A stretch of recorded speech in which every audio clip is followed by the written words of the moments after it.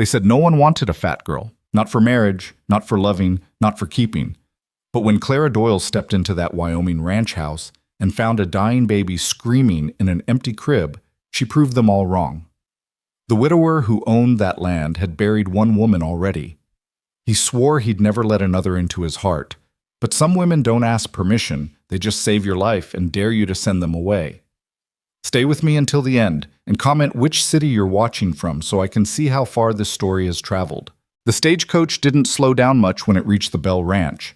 It just sort of lurched to a stop, coughed out a single passenger and her battered trunk, and rolled on before the dust had even settled. Clara Doyle stood there in the middle of nowhere, Wyoming territory stretching out in every direction like God had forgotten to finish decorating. The sky was too big, the silence was too loud, and the ranch house in front of her looked like it had given up on being welcoming about 3 winters ago. She'd expected someone to meet her.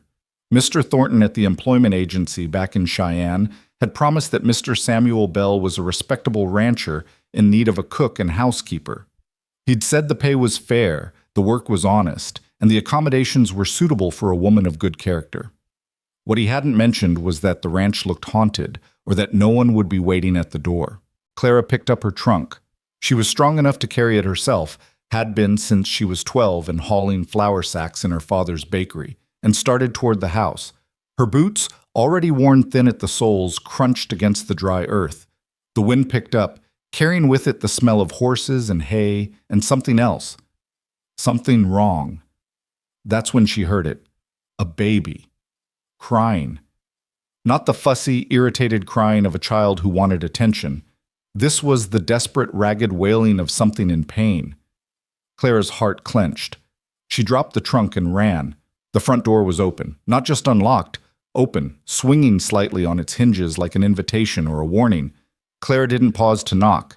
She stepped inside and followed the sound. The house was dim and cold despite the afternoon sun.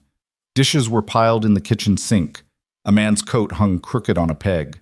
And in a small room off to the side, in a wooden crib that looked hand-carved but desperately in need of fresh blankets, was a baby boy screaming himself purple. Clara reached him in 3 strides. She lifted him out of the crib, and the heat coming off his small body made her gasp. Fever. High fever. His cheeks were flushed scarlet, his little fists flailing weakly. His eyes were squeezed shut, and tears streamed down his face. "Shh, little one," Clara murmured, pressing him against her chest and starting to rock. "I've got you now. You're all right. You're all right." She hummed without thinking, an old Irish lullaby her mother had sung to her back when Clara still believed the world was kind. The baby's cries softened, became hiccups, then whimpers. She kept humming, kept rocking, and felt his burning forehead rest against her collarbone. "Who the hell are you?" Clara spun around. In the doorway stood a man who looked like he'd been assembled out of old leather and iron nails. Tall, broad-shouldered, with dark hair that hadn't seen a barber in months, and eyes that were the color of storms. His face was all hard angles and exhaustion. He stared at her like she was a ghost he hadn't asked for. "Clara Doyle," she said, keeping her voice steady even though her heart was hammering.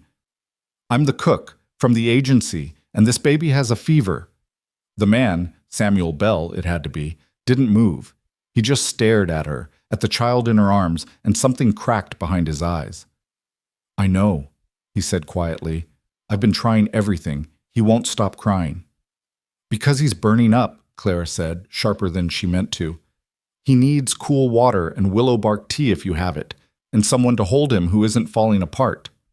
Samuel flinched like she'd slapped him. For a moment she thought he might throw her out. But then he just nodded, turned, and walked back into the kitchen. Clara followed, still holding the baby. The kitchen was a disaster.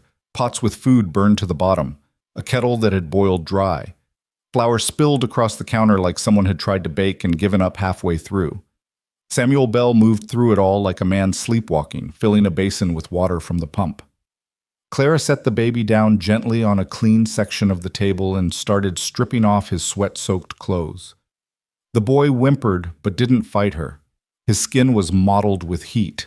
She dipped a cloth in the cool water and began wiping him down. Forehead, neck, chest, arms. Samuel watched from across the room, gripping the edge of the counter like it was the only thing keeping him upright. "How long has he been like this?" Clara asked. 2 days. Samuel's voice was rough, scraped raw. "Maybe 3. I lose track." "And you didn't send for a doctor?" "Nearest doctor is in Laramie. That's a day and a half by horse, and I can't leave him." Clara pressed her lips together. She wanted to scold him, to tell him that was the stupidest thing she'd ever heard, but she could see it in his face, the guilt, the fear, the bone-deep weariness of a man who had already lost too much and couldn't bear to lose anything else. "Does he have a name?" she asked instead. "Thomas." Samuel's voice cracked on the word. "After my father." "Well, Thomas," Clara murmured to the baby, "we're going to get you feeling better. I promise." She worked quickly, efficiently. She found herbs in a cupboard, willow bark, thank God, and chamomile and mint, and set water to boil. While it heated, she kept cooling the baby with damp cloths, humming that same lullaby, and gradually, Thomas's breathing evened out. His eyes cracked open, just for a moment, and he looked at her with the hazy confusion of a child too young to understand why everything hurt. "There you are," Clara whispered. "There's my brave boy." Behind her, Samuel made a sound that might have been a sob or might have been relief. Clara didn't turn around. She just kept working, kept soothing, until the tea was ready. She cooled it with more water and used a clean cloth to let Thomas suck the liquid from it, drop by drop. He took it, not happily, but he took it. By the time the sun started to set, Thomas was asleep in Clara's arms, his fever finally starting to break. She sat in the one chair in the kitchen that didn't have something piled on it, rocking slowly, and only then did she let herself look at Samuel Bell. He was sitting on the floor with his back against the cupboard, head in his hands. He looked like a man who had been running for miles and finally hit a wall. "You're the new cook?" he asked without looking up. Clara hesitated. She'd been hired to cook and keep house, yes, but Mr. Thornton hadn't mentioned a baby, hadn't mentioned a man falling apart at the seams, hadn't mentioned any of this. "Yes, sir." Samuel lifted his head. His eyes were red-rimmed. "What did Thornton tell you about this place?" "That you needed someone to cook and clean, that the pay was $10 a month plus room and board, that you were a widower with a ranch to run." "He didn't mention my son." "No, sir." Samuel laughed, but it was a bitter, hollow sound. "Figures, no one wants to come work for a man with a screaming baby and a dead wife's ghost in every room." Clara didn't know what to say to that, so she said the only thing that mattered. "Your son needed help. I helped him." Samuel stared at her for a long moment, really stared like he was seeing her for the first time. Clara knew what he was seeing, a big woman, broad in the shoulders and hips, with strong hands and a plain face and hair that frizzed no matter how much she pinned it back. Not the kind of woman men looked at twice. Not the kind of woman anyone called beautiful. "Why'd you come here?" Samuel asked finally. Clara met his gaze. "Because no one else wanted me, and I needed work. I'm a good cook, Mr. Bell, and I'm clean, and I'm honest, and I don't steal. But I'm also fat, and that's all most people see. So when Mr. Thornton said you needed someone, I took the job before you could change your mind." The silence that followed was heavy enough to crush stone. Then Samuel pushed himself to his feet, walked over to her and looked down at his son sleeping peacefully for the first time in days. "No one wants a fat girl," he repeated slowly, testing the words like they tasted wrong. "That's what they told me, sir." Clara held the baby a little tighter. "But I can nurse the baby. I can cook your meals and keep your house and do the work you hired me for. I don't need to be wanted. I just need to be useful." Samuel was quiet for so long, Clara thought maybe she'd said the wrong thing. Maybe she'd been too bold, too honest. Maybe he was about to tell her to leave, to take her trunk and walk back to the main road and hope another stage came through. But then he said, "Then stay." 2 words. That was all. But the way he said them, rough and quiet and something that sounded almost like gratitude, made Clara's throat tighten. "Yes, sir," she managed. Samuel nodded once, then turned and walked out of the kitchen. She heard his boots on the stairs, heard a door close upstairs. And then she was alone with Thomas, in a kitchen that smelled like sickness and burned food and the beginning of something she couldn't name yet. Clara looked down at the sleeping baby. "Well," she whispered. I guess we're staying. The next morning, Clara woke before dawn from habit. She'd been given a small room off the kitchen, probably meant for storage once, but someone had put a bed in it and a crate for a nightstand. It wasn't much, but it was hers. She dressed quickly, pinned her hair back as best she could, and went to check on Thomas. He was still asleep in his crib, his fever mostly gone, his breathing even and peaceful. Clara pressed a hand to his forehead and allowed herself a small moment of relief. Then she got to work. If she was going to stay here, the house needed to be livable. And if the house was going to be livable, it needed to be cleaned. She started with the kitchen, scrubbed the burned pots until her arms ached, washed every dish and cup and utensil, swept the floor and wiped down the counters and got the stove working properly. By the time the sun was fully up, the kitchen looked like a place where people might actually want to eat. Next, she took inventory. The pantry was a mess, flour and cornmeal and dried beans all mixed together, some of it crawling with weevils. She threw out what couldn't be saved and organized what could. There were eggs in the cold cellar and a side of bacon and some potatoes that were starting to sprout but could still be used. It wasn't much, but it was enough to make breakfast. She cooked the way her mother had taught her. Simple food, done well. Bacon fried crisp, eggs scrambled with a little milk, biscuits made from scratch and baked until they were golden. The smell filled the house, warm and rich and alive. Samuel came downstairs just as she was setting the table. He stopped in the doorway, staring at the kitchen like he didn't recognize it. "Good morning, Mr. Bell," Clara said briskly. "Breakfast is ready, and Thomas is sleeping. His fever's gone." Samuel didn't move. He just kept staring. "You did all this?" It needed doing. He walked to the table slowly, almost warily, and sat down. Clara served him a plate and poured him coffee. He picked up his fork, took a bite of the eggs, and closed his eyes. "This is good," he said quietly. "Thank you, sir." They ate in silence. Not the comfortable silence of old friends, but the careful silence of two strangers trying to figure out what the rules were. When Samuel finished, he stood, put his hat on, and headed for the door. "I'll be out with the cattle," he said without looking back. "If Thomas needs anything—" "I'll take care of him," Clara interrupted gently. "That's why I'm here." Samuel paused, nodded, and walked out. Boom. The days that followed fell into a rhythm. Samuel left at dawn and came back at dusk. Clara cooked and cleaned and cared for Thomas, who seemed to grow stronger every day. He started smiling when she picked him up, reaching for her hair with his chubby little fingers. She sang to him while she worked, the old songs her mother had taught her, and he babbled along like he was trying to help. The ranch hands came by sometimes, 3 of them, rough men who worked the cattle and mended fences and didn't seem to think much of Clara. She heard them talking once, standing outside the kitchen window where they thought she couldn't hear. "Boss finally got himself a cook," one of them said. "Big as a barn, that one." "Better her than no one, I suppose," another replied, "though I wouldn't want to waste food on feeding her." They laughed. Clara kept washing dishes and pretended she hadn't heard, but Samuel must have heard because that night at dinner he said, "The men were out of line today. I told them if they can't be respectful, they can find work elsewhere." Clara looked up, startled. "You didn't have to do that, sir." "Yes, I did." His voice was firm. "You're working here same as them. Harder than them, probably. They'll treat you with respect or they'll leave." Something warm and dangerous flickered in Clara's chest. She pushed it down. "Thank you," she said quietly. Samuel just nodded and went back to his food. Yet, 2 weeks into her time at the Bell Ranch, Clara found herself settling in ways she hadn't expected. She knew where every pot and pan was kept. She knew which floorboards creaked and which windows stuck. She knew that Thomas liked to be bounced gently when he was fussy, and that Samuel took his coffee black and strong. She also knew that Samuel barely slept. She heard him sometimes, late at night, pacing upstairs. Once, she heard him crying, deep, wrenching sobs that sounded like they were being torn out of him. She didn't go upstairs. She didn't think he'd want her to.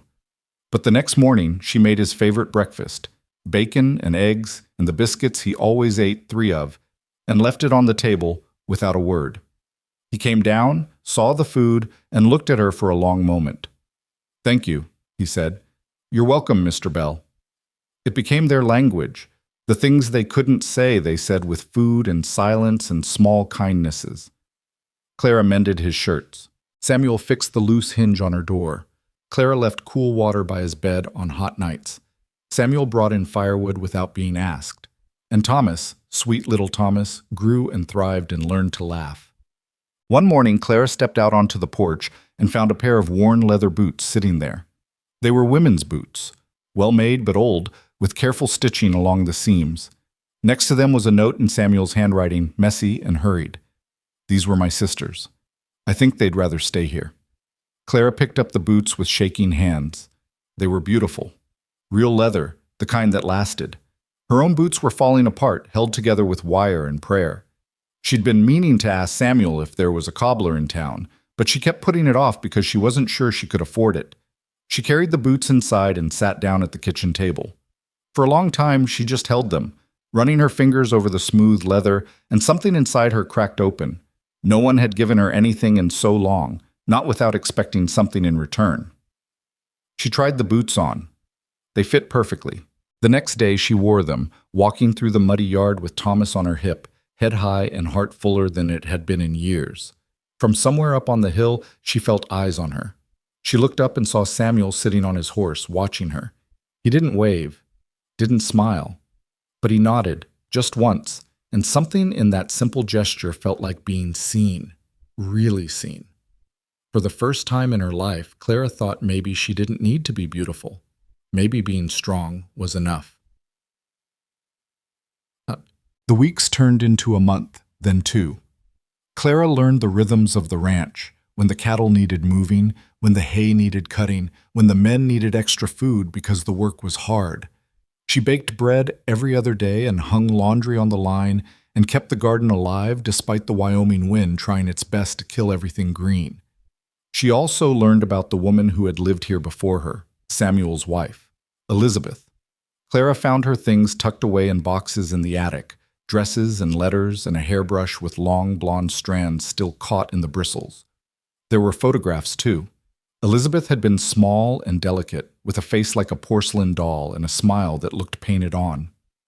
Clara stood in that attic for a long time, holding one of the photographs, and felt something twist inside her. She would never look like that, would never be small or delicate or doll-like. She was built for work, for endurance, for surviving, not for being admired. She put the photograph back in the box and went downstairs. That night, Samuel found her in the kitchen, kneading bread with more force than necessary. "You went in the attic," he said. It wasn't a question. Clara didn't stop working. "I was looking for extra blankets. Winter's coming." "You found her things?" "Yes, sir." Samuel sat down at the table. He looked older in the lamplight, worn down by grief and work and all the things he carried alone. "You want to know about her?" "It's not my business," Clara said. "Maybe it should be." Samuel rubbed a hand over his face. "You're living in her house, taking care of her son. You should know." Clara wiped her hands on her apron and sat down across from him. "All right." Samuel was quiet for a long time. When he finally spoke, his voice was low and rough. "She was beautiful. Everyone said so. And I believed I was the luckiest man alive when she agreed to marry me." He paused. Clara waited. But she wasn't happy. Not really. She was always worried about how she looked, about what people thought. She stopped eating much, said she needed to be thinner, prettier. I told her she was perfect, but she didn't believe me. And then Thomas was born, and she got worse. So much worse. Clara's chest tightened. She knew where this was going. "She died 6 months ago," Samuel continued. "Wasted away to nothing. The doctor said her heart just gave out. But I know the truth. She starved herself trying to be something she thought I wanted. And I didn't stop her. I didn't know how." The silence that followed was heavy and terrible. Clara reached across the table and took Samuel's hand. His fingers were calloused and strong, and they gripped hers like she was the only solid thing in the world. "I'm sorry," she said. Samuel looked at their joined hands, then up at her face. "You're nothing like her." "I know.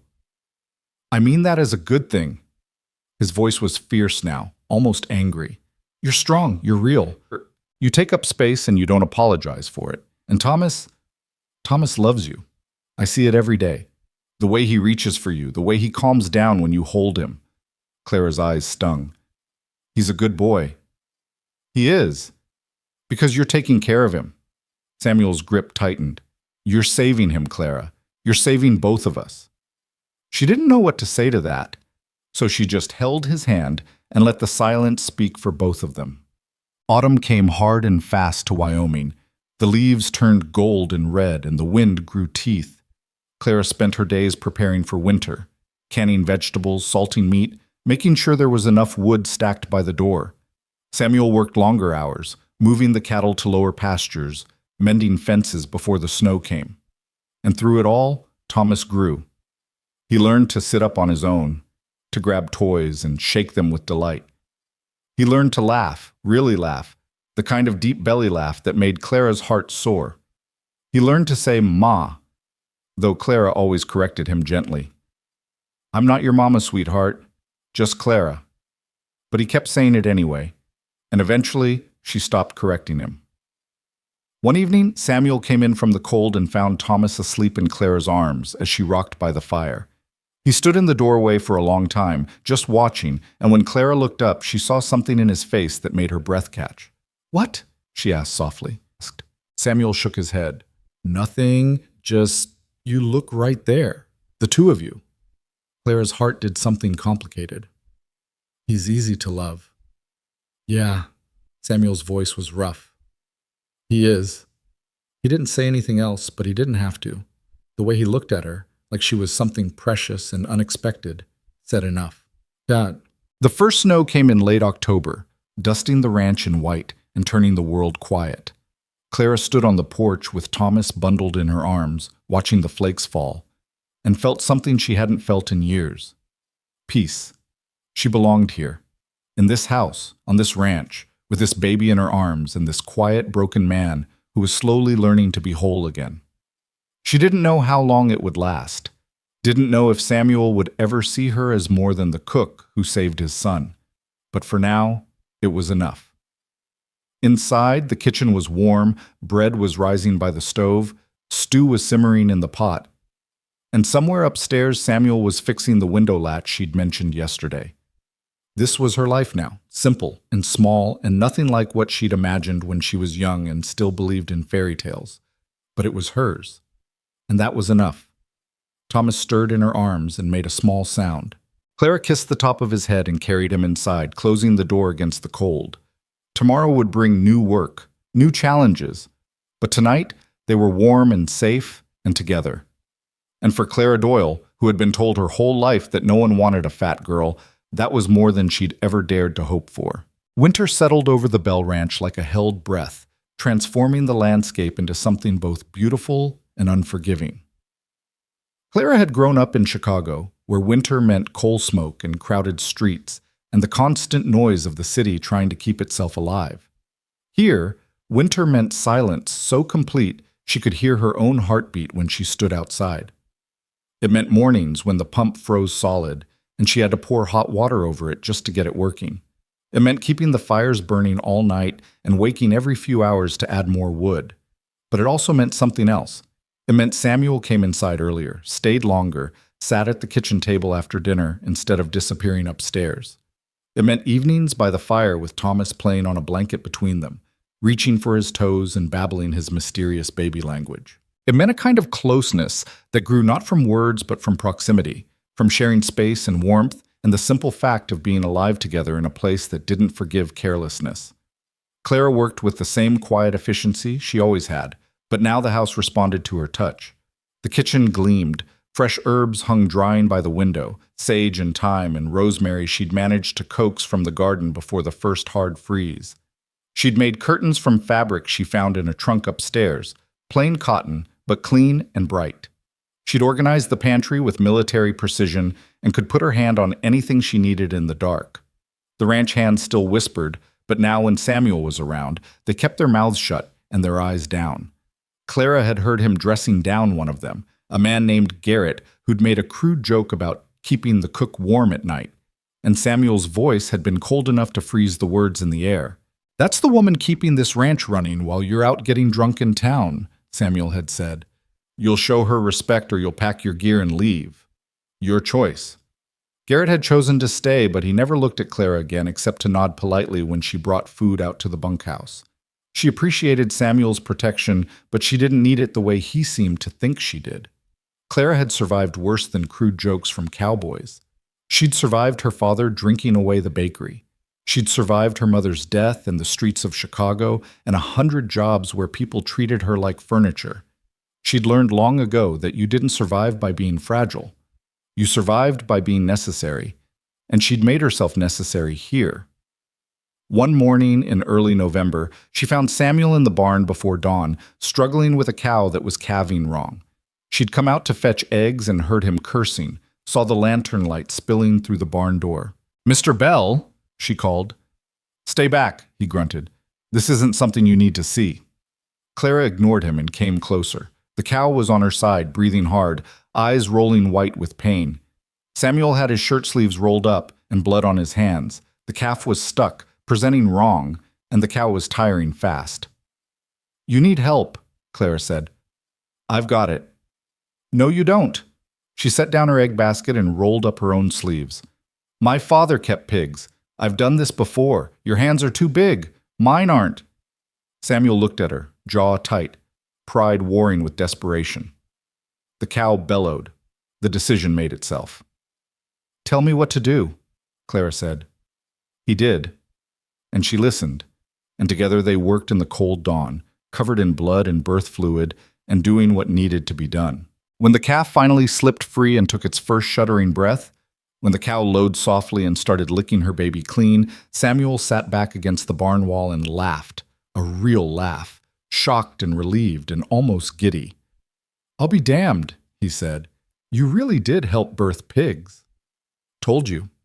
Clara wiped her hands on a rag, trying not to smile too wide. "My father said I had good hands for it, strong and steady." Samuel looked at her hands, big, capable, stained with the evidence of life saved, and something shifted in his face. He was right. They walked back to the house together in the growing light, not talking, just walking side by side. When they reached the porch, Samuel stopped. "Clara." She turned. He was looking at her with an expression she couldn't read, something between gratitude and confusion and maybe the beginning of understanding. "Thank you," he said, "for everything, not just the calf, everything." Her throat tightened. "You're welcome, Mr. Bell." "Samuel," he said quietly. "You should call me Samuel." It was such a small thing, just a name, but the way he offered it felt like opening a door that had been locked for a very long time. "Samuel?" she repeated, testing the shape of it. "All right." He nodded once, then went inside to wash up. Clara stood on the porch a moment longer, watching the sun rise over the frozen fields, and felt something warm bloom in her chest despite the cold. The days continued to shorten. Clara rose in the dark and went to bed in the dark, and filled the hours between with work that never seemed to end. But it was good work, satisfying work, the kind that left her tired in her bones but content in her soul. She baked bread 3 times a week, and the smell filled the house like a promise. She made stews that simmered all day, rich with beef and vegetables and herbs. She washed clothes in water so cold her hands went numb, but she hung them on the line anyway because sunshine made them smell better than anything. And she took care of Thomas, who was growing faster than seemed possible. He was pulling himself up on furniture now, standing on wobbly legs and laughing when he fell down. He'd learned to clap his hands and wave bye-bye and give wet, sloppy kisses that left Clara's heart in pieces. Every morning when she lifted him from his crib, he reached for her and said, "Mama," in a voice full of absolute certainty. She'd stopped correcting him. It felt like lying. One evening, she was mending Samuel's shirt. He'd torn it on a fence post when he came down from putting Thomas to bed. He'd taken over the bedtime routine recently, reading to the boy from a worn Bible, even though Thomas was too young to understand the words. Clara thought he just liked the ritual of it, the normalcy. "He went down easy tonight," Samuel said, pouring himself coffee. "I think he's growing." "Of course he's growing. He eats like a horse." Clara bit off the thread and held up the shirt, checking her work. "There. Good as new." Samuel took the shirt, running his thumb over the neat stitches. "You didn't have to do that." Your other shirts all have holes too. Someone has to keep you decent. He smiled, small and quick. It was still a rare thing, his smile, and Clara had learned to treasure it when it appeared.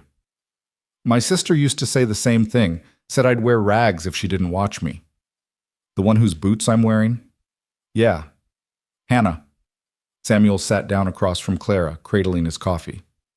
She died 3 years ago. Fever took her fast. She was only 26. Clara set down her sewing. I'm sorry. She would have liked you. Samuel's voice went soft. She didn't care what people looked like, just if they were kind. And you are. Kind, I mean. The compliment hit Clara like a stone to the chest. She didn't know what to do with it, how to hold it without breaking it. I just do what needs doing. That's what she always said too. Samuel looked at her over the rim of his cup, and his eyes were dark and thoughtful. You remind me of her sometimes. The way you move through the world, like you're not asking permission. Clara felt her face heat. I learned a long time ago that waiting for permission means you wait forever. Smart woman. They sat in comfortable silence after that, the kind of silence that felt like a conversation all its own. Outside, the wind picked up, rattling the windows. Inside, the fire crackled and popped. Thomas made a small sound upstairs, then settled. The house creaked the way old houses do, adjusting to the cold. Clara picked up another shirt to mend. Samuel watched her work, and she could feel his gaze like warmth on her skin. Why'd you really come here? He asked suddenly. I know what you said before about needing work, but there's work in the cities. Why come all the way out here? Clara's hands stilled. She could lie, could give him the easy answer, but something about the quiet and the firelight and the way he was looking at her made her want to tell the truth. Because I was tired, she said slowly. Tired of being looked at like I was taking up too much space. Tired of men who thought they could touch me because I was big and therefore desperate. Tired of other women who looked at me like I was a warning about what not to become. She met his eyes. Out here, I thought maybe there'd be room for me. Room to just be. Samuel was quiet for a long moment. Then he said, There's room here. All the room you need. Something in Clara's chest cracked open. She nodded, not trusting her voice, and went back to her mending. The next morning, she found a pair of worn leather gloves on the kitchen table. Working gloves, lined with wool, the kind that cost real money. No note this time, just the gloves. Clara put them on. They fit perfectly. She wore them all winter, and every time she looked at her hands, she thought about being seen, about taking up space, about room. December came with storms that lasted days. The ranch hands moved into the bunkhouse and didn't come out except to feed the cattle and break ice on the water troughs. Samuel worked himself to exhaustion. Coming in at night so cold, Clara had to practically push him into a chair by the fire. She'd have hot food waiting, soup or stew or roasted meat with potatoes, and coffee so strong it could wake the dead. You're going to kill yourself, she told him one night when he stumbled in after dark, his face gray with exhaustion. Cattle need tending. The cattle will survive one day without you. You won't survive many more like this. Samuel just looked at her, too tired to argue. She brought him food and stood over him until he ate every bite. When he was done, she took the plate and said, Tomorrow you're sleeping until sunrise. I'll get the hands to cover the morning feeding. Clara, don't argue with me, Samuel Bell. I've kept this house running, and your son alive, and you fed for 3 months now. I think I've earned the right to tell you when you're being stupid. He blinked at her. Then slowly he started to laugh. Yes, ma'am. Good. She turned back to the sink. Now go to bed before you fall over. He went, but she heard him chuckling all the way up the stairs.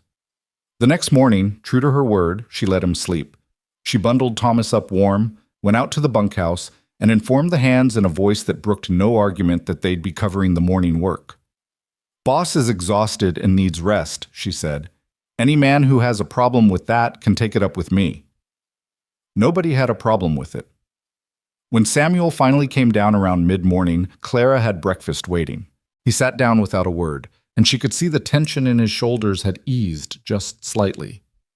Thank you, he said quietly. Eat your eggs. He did. And when he left to check on the cattle, he squeezed her shoulder as he passed, brief and warm and gone before she could react.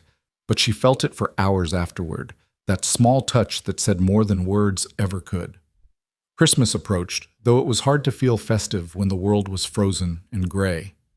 Clara had never put much stock in Christmas. It had always been just another day in her life, another day to work and survive. But Thomas was here now, and even though he was too young to understand, she wanted to make it special somehow. She baked cookies shaped like stars and trees, using cookie cutters she found in the back of a cupboard. She strung popcorn on thread to make garlands. She even convinced Samuel to help her drag a small pine tree inside, though he grumbled the whole time about tracking needles through the house. "It's for Thomas," Clara said firmly. "Every child should have a Christmas tree." Samuel looked at the tree, then at Thomas sitting on his blanket and gnawing on a wooden spoon, oblivious to the fuss being made on his behalf. "He doesn't even know what a tree is." "He will someday, and he'll remember." Clara handed Samuel the popcorn garland. "Make yourself useful." He did, draping the garland over the branches while Clara arranged the cookies on the lower boughs where Thomas could see them. When they were done, they stood back and looked at their work. "It's a little lopsided," Samuel observed. "It's perfect," Clara corrected. Thomas crowed with delight and clapped his hands. Samuel smiled despite himself. On Christmas morning, Clara woke early, as always, and found a package wrapped in brown paper sitting on the kitchen table. Her name was written on it in Samuel's careful handwriting. She stood there for a long moment, just staring at it, before she had the courage to pick it up. Inside was a shawl. Not a fancy one, but wool, well-made and thick, dyed a deep forest green. The kind of shawl that would keep out the worst of the winter cold. There was a note tucked inside. "For the woman who keeps this house warm." Clara pressed the shawl to her face and breathed in the smell of wool and cedar, and her eyes burned with tears she wouldn't let fall. She wrapped the shawl around her shoulders and wore it for the rest of the day. She'd made something for Samuel, too, a new shirt, carefully cut and sewn from fabric she'd found in town on her one trip there in November. It wasn't fancy, but it was well made and would last. She left it folded on his chair with a note of her own. "So you don't have to wear rags." When he found it, he didn't say anything. He just looked at her across the room, and the expression on his face was so raw and grateful it made her heart hurt. They had dinner that night, roasted chicken and potatoes and pie made from preserved apples, and it felt like a real Christmas. Thomas sat in his high chair and made a mess of everything, laughing when Samuel pretended to steal bites from his plate. Clara watched them and felt something dangerous growing in her chest, something that felt suspiciously like hope. After dinner, Samuel took out a fiddle Clara didn't know he owned and played a few halting songs. He wasn't very good, but Thomas loved it, bouncing in Clara's lap and shrieking with joy. When Samuel finished, he set the fiddle aside and looked at them both, his son and the woman who'd saved them, and said quietly, "This is the best Christmas I've had in years." Clara's throat was too tight to respond. She just nodded and held Thomas closer. That night, after Samuel had gone to bed and the house was quiet, Clara sat by the dying fire and let herself feel everything she'd been pushing down for months. The loneliness and the longing and the terrible, wonderful ache of caring for people who weren't hers but felt like they should be. She'd come here expecting nothing. But somehow, in this cold house on this isolated ranch, she'd found something that felt dangerously close to belonging. The question was, how long would it last? January came in cruel and bitter. The snow piled up until it reached the windowsills. The cattle huddled together for warmth. The ranch hands took turns breaking trail to the barn and back. And inside the house, Clara kept everything running with the same steady competence she brought to everything else. But something was shifting between her and Samuel, something neither of them was quite ready to name. It showed itself in small ways, the way his hand lingered when she passed him his coffee, the way she found herself watching him work from the kitchen window, the way they orbited each other in the small space of the house like planets pulled by gravity. One night, a storm came through so violent it shook the walls. Thomas woke screaming, terrified by the thunder. Clara went to him, but Samuel was already there, lifting his son from the crib and murmuring soft reassurances. Clara stood in the doorway watching them, and Samuel looked up. "Come here," he said. She did. She sat on the edge of the bed, and Samuel passed Thomas to her. The boy buried his face in her shoulder, hiccuping and scared. Clara held him and hummed her lullaby while Samuel sat beside them, close enough that their shoulders touched. "He feels safe with you," Samuel said quietly. He feels safe with you too. Not the same way. Samuel's voice was rough in the darkness. You're his whole world, Clara. You know that, don't you? She did. She'd known it for weeks, but hadn't let herself think about it too hard, because thinking about it meant thinking about the day when this might all end. What happens when you don't need a cook anymore? She asked. The question came out before she could stop it. When Thomas is older and you don't need help and… Stop, Samuel interrupted. His hand found hers in the darkness, squeezed tight. Don't think about that. Not tonight. But she had to, because the truth was settling over her like the snow outside, heavy and cold and impossible to ignore. She'd fallen in love with this life, with this house and this child and this broken man who was slowly healing, and she was terrified of losing it. Thomas fell asleep between them, warm and safe.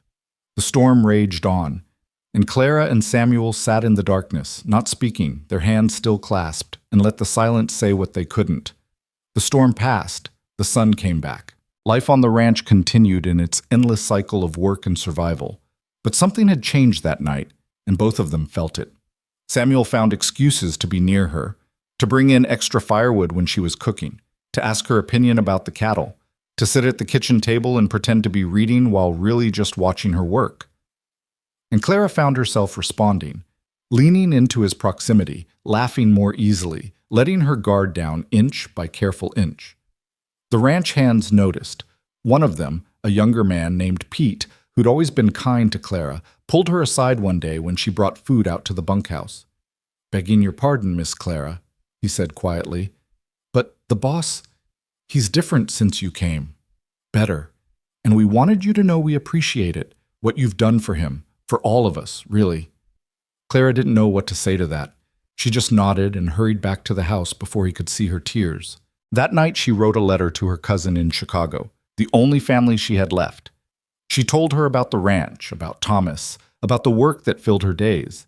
But she didn't tell her about Samuel, didn't tell her about the way he looked at her sometimes like she was something precious. Didn't tell her about the hope that was growing in her heart like something dangerous and wild. Because hope, Clara had learned, was the most dangerous thing of all. February brought a thaw, brief but welcome. The snow started to melt, and everyone breathed a little easier, knowing the worst of winter was likely behind them. Clara opened the windows to air out the house, hung laundry on the line, let Thomas play on a blanket on the porch in the weak sunshine. Samuel found her there one afternoon, sitting on the porch steps with Thomas in her lap, both of them watching chickens peck in the yard. "Penny for your thoughts," he said. Clara smiled. "I was thinking about spring, about the garden I'm going to plant." "What will you plant?" "Everything. Tomatoes and beans and squash and carrots, herbs for cooking and flowers for…" She stopped. Flowers for what? For beauty? For herself? She'd never planted flowers in her life. "For you," Samuel finished quietly. "Plant flowers for you, Clara." She looked up at him, and the expression on his face made her breath catch. He looked at her like she mattered. "I might do that," she managed. He sat down beside her on the step, close enough that their shoulders touched. Thomas babbled and reached for his father's hand. Samuel gave it to him, and the boy grabbed his finger with fierce concentration. "I'm glad you stayed," Samuel said. "Me too." They sat there as the sun moved across the sky, not talking, just being. And for the first time in her life, Clara thought maybe she understood what happiness felt like. Maybe she didn't need to be small or beautiful or the kind of woman men wrote poems about. Maybe she just needed to be exactly who she was, strong and steady and necessary. And that would be enough. Thomas fell asleep in her arms. Samuel's shoulder was warm against hers.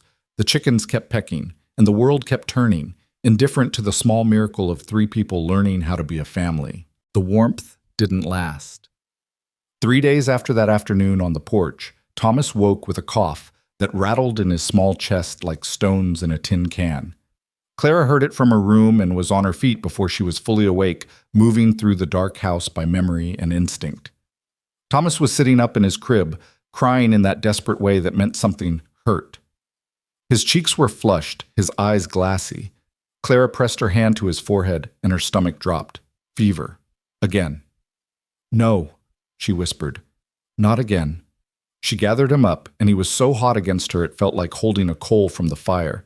She carried him downstairs, her mind already cataloging what she needed: cool water, willow bark tea, the herbs she'd saved for exactly this kind of emergency. She was setting Thomas on the kitchen table when Samuel appeared in the doorway, already dressed despite the hour. How bad? He asked. Fever. High. And he's coughing. Clara's hands were shaking as she pumped water into a basin. I need you to get the herbs from the cupboard, the willow bark, and the... I know where they are. Samuel was already moving, his face pale but set. They'd done this dance before, back when Clara first arrived, but that didn't make it any less terrifying. They worked together in tense silence, Clara cooling Thomas with damp cloths, while Samuel prepared the tea. But this time was different. This time, Thomas didn't calm down the way he had before.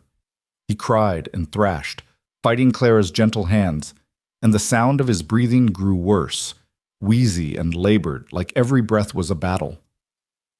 Samuel, Clara said quietly, and something in her voice made him stop what he was doing and look at her. This is worse than before. He needs a doctor. The nearest doctor is in Laramie.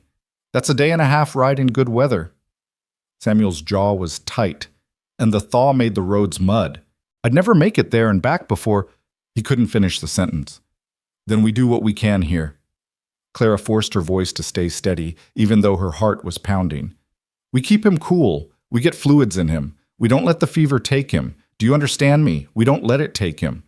Samuel nodded, his face gray. What do you need me to do? Stay with me. And don't let yourself think about anything except keeping your son alive. They worked through the night, taking turns holding Thomas, cooling him with wet cloths, trying to get him to take the tea drop by painful drop. Clara sang every lullaby she knew, her voice growing hoarse. Samuel paced when he couldn't sit still, his hands clenching and unclenching uselessly. Outside, the wind picked up again, promising another storm. Around 3 a.m, Thomas's fever spiked so high Clara could feel the heat radiating off him. His breathing became shallow and rapid. His eyes rolled back, unfocused, and Clara knew they were losing him. Samuel, she said, her voice cracking, I don't know what else to do. Samuel looked at his son, at the woman holding him, and something broke in his face. He crossed the room in 2 strides and put his hands on Clara's shoulders, his grip almost painful. Don't you dare give up, he said fiercely. Don't you dare. You saved him once. You can do it again. I'm not a doctor. I'm just... You're everything, Samuel interrupted, his voice raw. You're everything, Clara. To him. To me. So don't you dare stop fighting. The words hit Clara like a physical blow. She looked up at him, at the desperation in his eyes, and something shifted inside her. She'd spent her whole life being told she wasn't enough, not pretty enough, not small enough, not worthy enough. But here was this man telling her she was everything, and she had a choice. She could believe him or she could let fear win. She chose to believe him. All right, she whispered. All right. She turned back to Thomas with renewed determination. She tried everything she could think of, different herbs, different positions to help him breathe, prayer even though she'd never been much for praying. She talked to him constantly, telling him stories about spring and gardens and all the things they'd do when he was well again. And Samuel stayed beside her the whole time, solid and present, his hand on her back like an anchor. Dawn came gray and cold.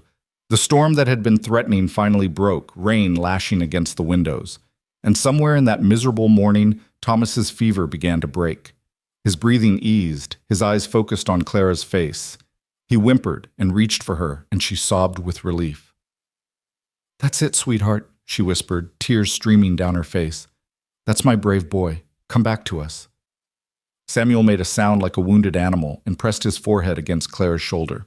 She felt his whole body shaking and realized he was crying, deep, wrenching sobs that he'd probably been holding back all night. He's all right, Clara said softly, one hand on Thomas and the other reaching back to grip Samuel's arm. He's going to be all right.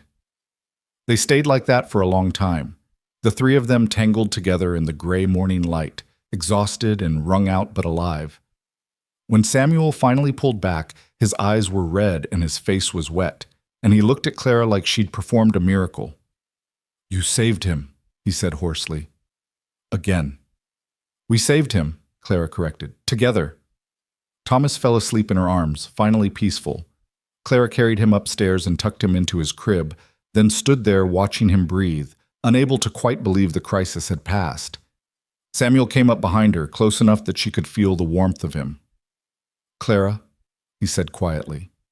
She turned. He was looking at her with an expression she'd never seen before, raw and open and terrified and something else. Something that made her breath catch. "I can't lose him," Samuel said. "I can't. And He stopped, swallowed hard. "I can't lose you either." The confession hung in the air between them, dangerous and true. Clara's heart was pounding so hard she thought it might break her ribs. "You won't," she managed. "I'm not going anywhere. Promise me." His voice was urgent now, almost desperate. "Promise me you'll stay. No matter what. Promise me." Clara opened her mouth to answer, but before she could, Samuel did something she never expected. He reached out and pulled her into his arms, holding her so tight she could barely breathe. She stood frozen for a moment, shocked, before her body caught up with her mind and she wrapped her arms around him too. They stood there in Thomas's room, holding each other like drowning people, and Clara felt something crack open inside her chest. All the loneliness and longing and desperate hope she'd been carrying for months spilled out, and she buried her face in Samuel's shoulder and let herself break. "I'm here," she whispered against his shirt. "I'm here, Samuel. I'm not leaving." He made a sound that might have been her name and held her tighter. They stayed like that until the light changed, until Thomas stirred and made a small sound, until the moment passed and they had to let go. When they finally pulled apart, Samuel looked at her for a long moment, his hand coming up to touch her face, gentle and wondering, like he was memorizing the shape of her. Then he turned and walked out, and Clara was left standing in the soft morning light, trembling and changed. The days that followed were strange and charged with something neither of them knew how to name. Thomas recovered slowly but surely, his appetite returning, his laughter coming back. Clara cared for him with the same steady devotion she always had, but now every moment felt weighted with meaning. Every time Samuel looked at her, every accidental touch, every shared glance across the kitchen table, it all meant something more than it had before. The ranch hands noticed the change.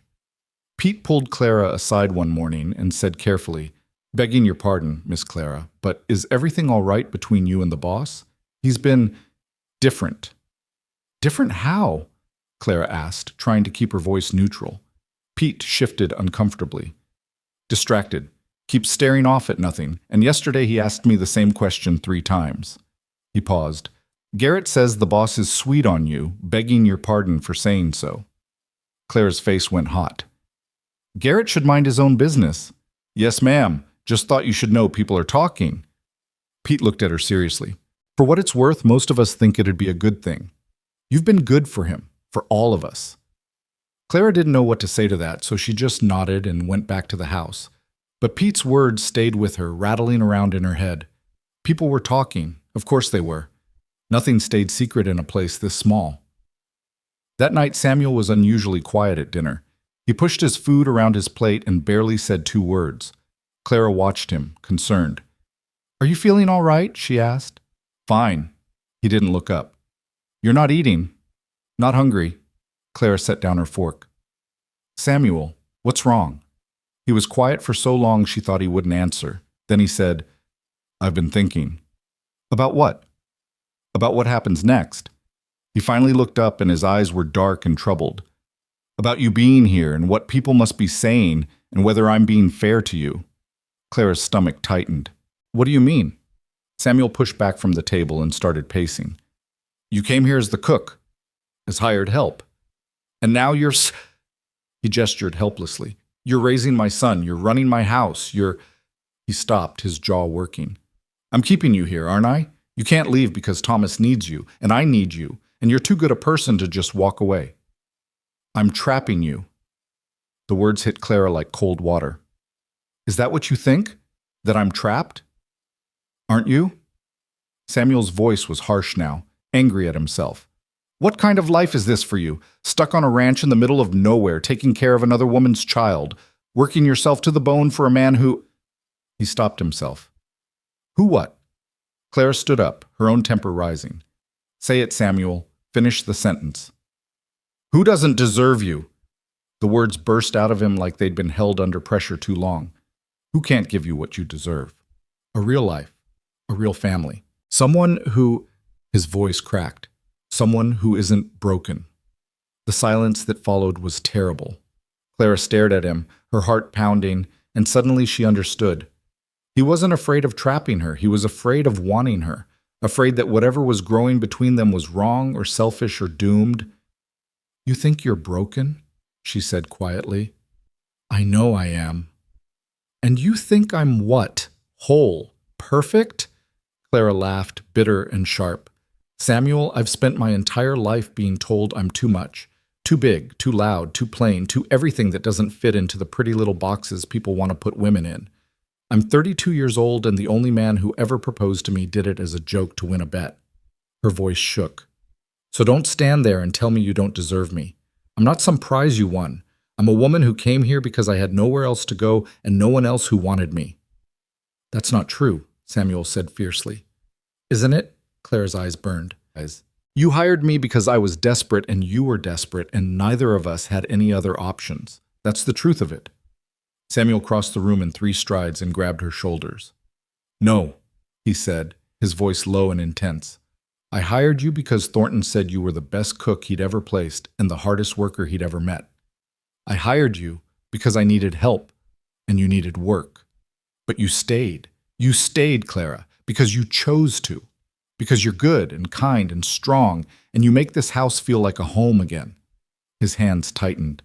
And I want you here, not because I need a cook or Thomas needs a nursemaid. I want you here because He stopped, breathing hard. Because you what? Clara whispered. Samuel's face was anguished. Because I'm falling in love with you, and it terrifies me. The confession hung between them like something fragile and dangerous. Clara's breath caught in her throat. Samuel was looking at her like she might disappear, his hands still on her shoulders, his face raw with honesty. I didn't mean for it to happen, he continued, the words coming faster now like he couldn't stop them. I told myself I'd never let anyone in again after Elizabeth, that it wasn't fair to anyone, that I'd just hurt them the way I hurt her. But then you came and you saved my son, and you brought life back into this house, and His voice broke. I can't stop thinking about you, can't stop watching you, can't imagine this place without you in it. And I hate myself for it because you deserve better than a broken widower and a ranch in the middle of nowhere and a life spent taking care of other people's messes. Clara was crying now, tears streaming down her face. That's not what this is. Then what is it? Samuel's voice was desperate. Tell me, Clara, what is this? She reached up and put her hands over his, still gripping her shoulders. It's a life, she said simply. Maybe not the life I imagined when I was young and stupid and believed in fairy tales, but it's real, and it's mine, and I chose it. I chose Thomas. I chose this house. And She took a shaky breath. I chose you, Samuel. I didn't mean to, but I did.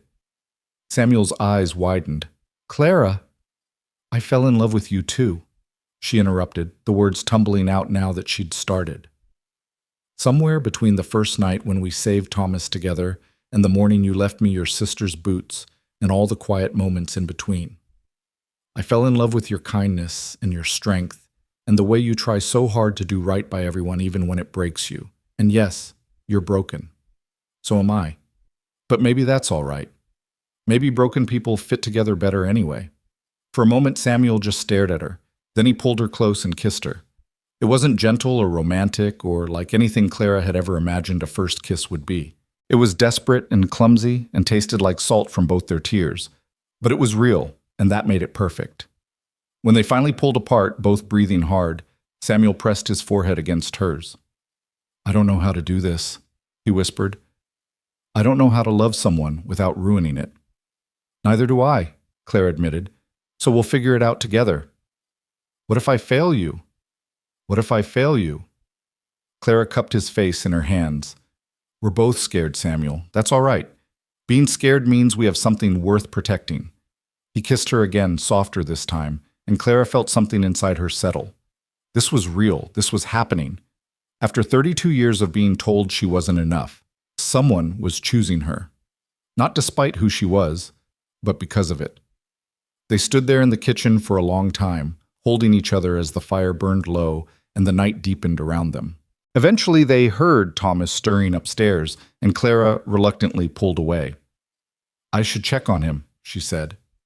Samuel caught her hand. "Clara, I meant what I said, about loving you." She smiled, her first real smile since the conversation started. "I know. I meant it too."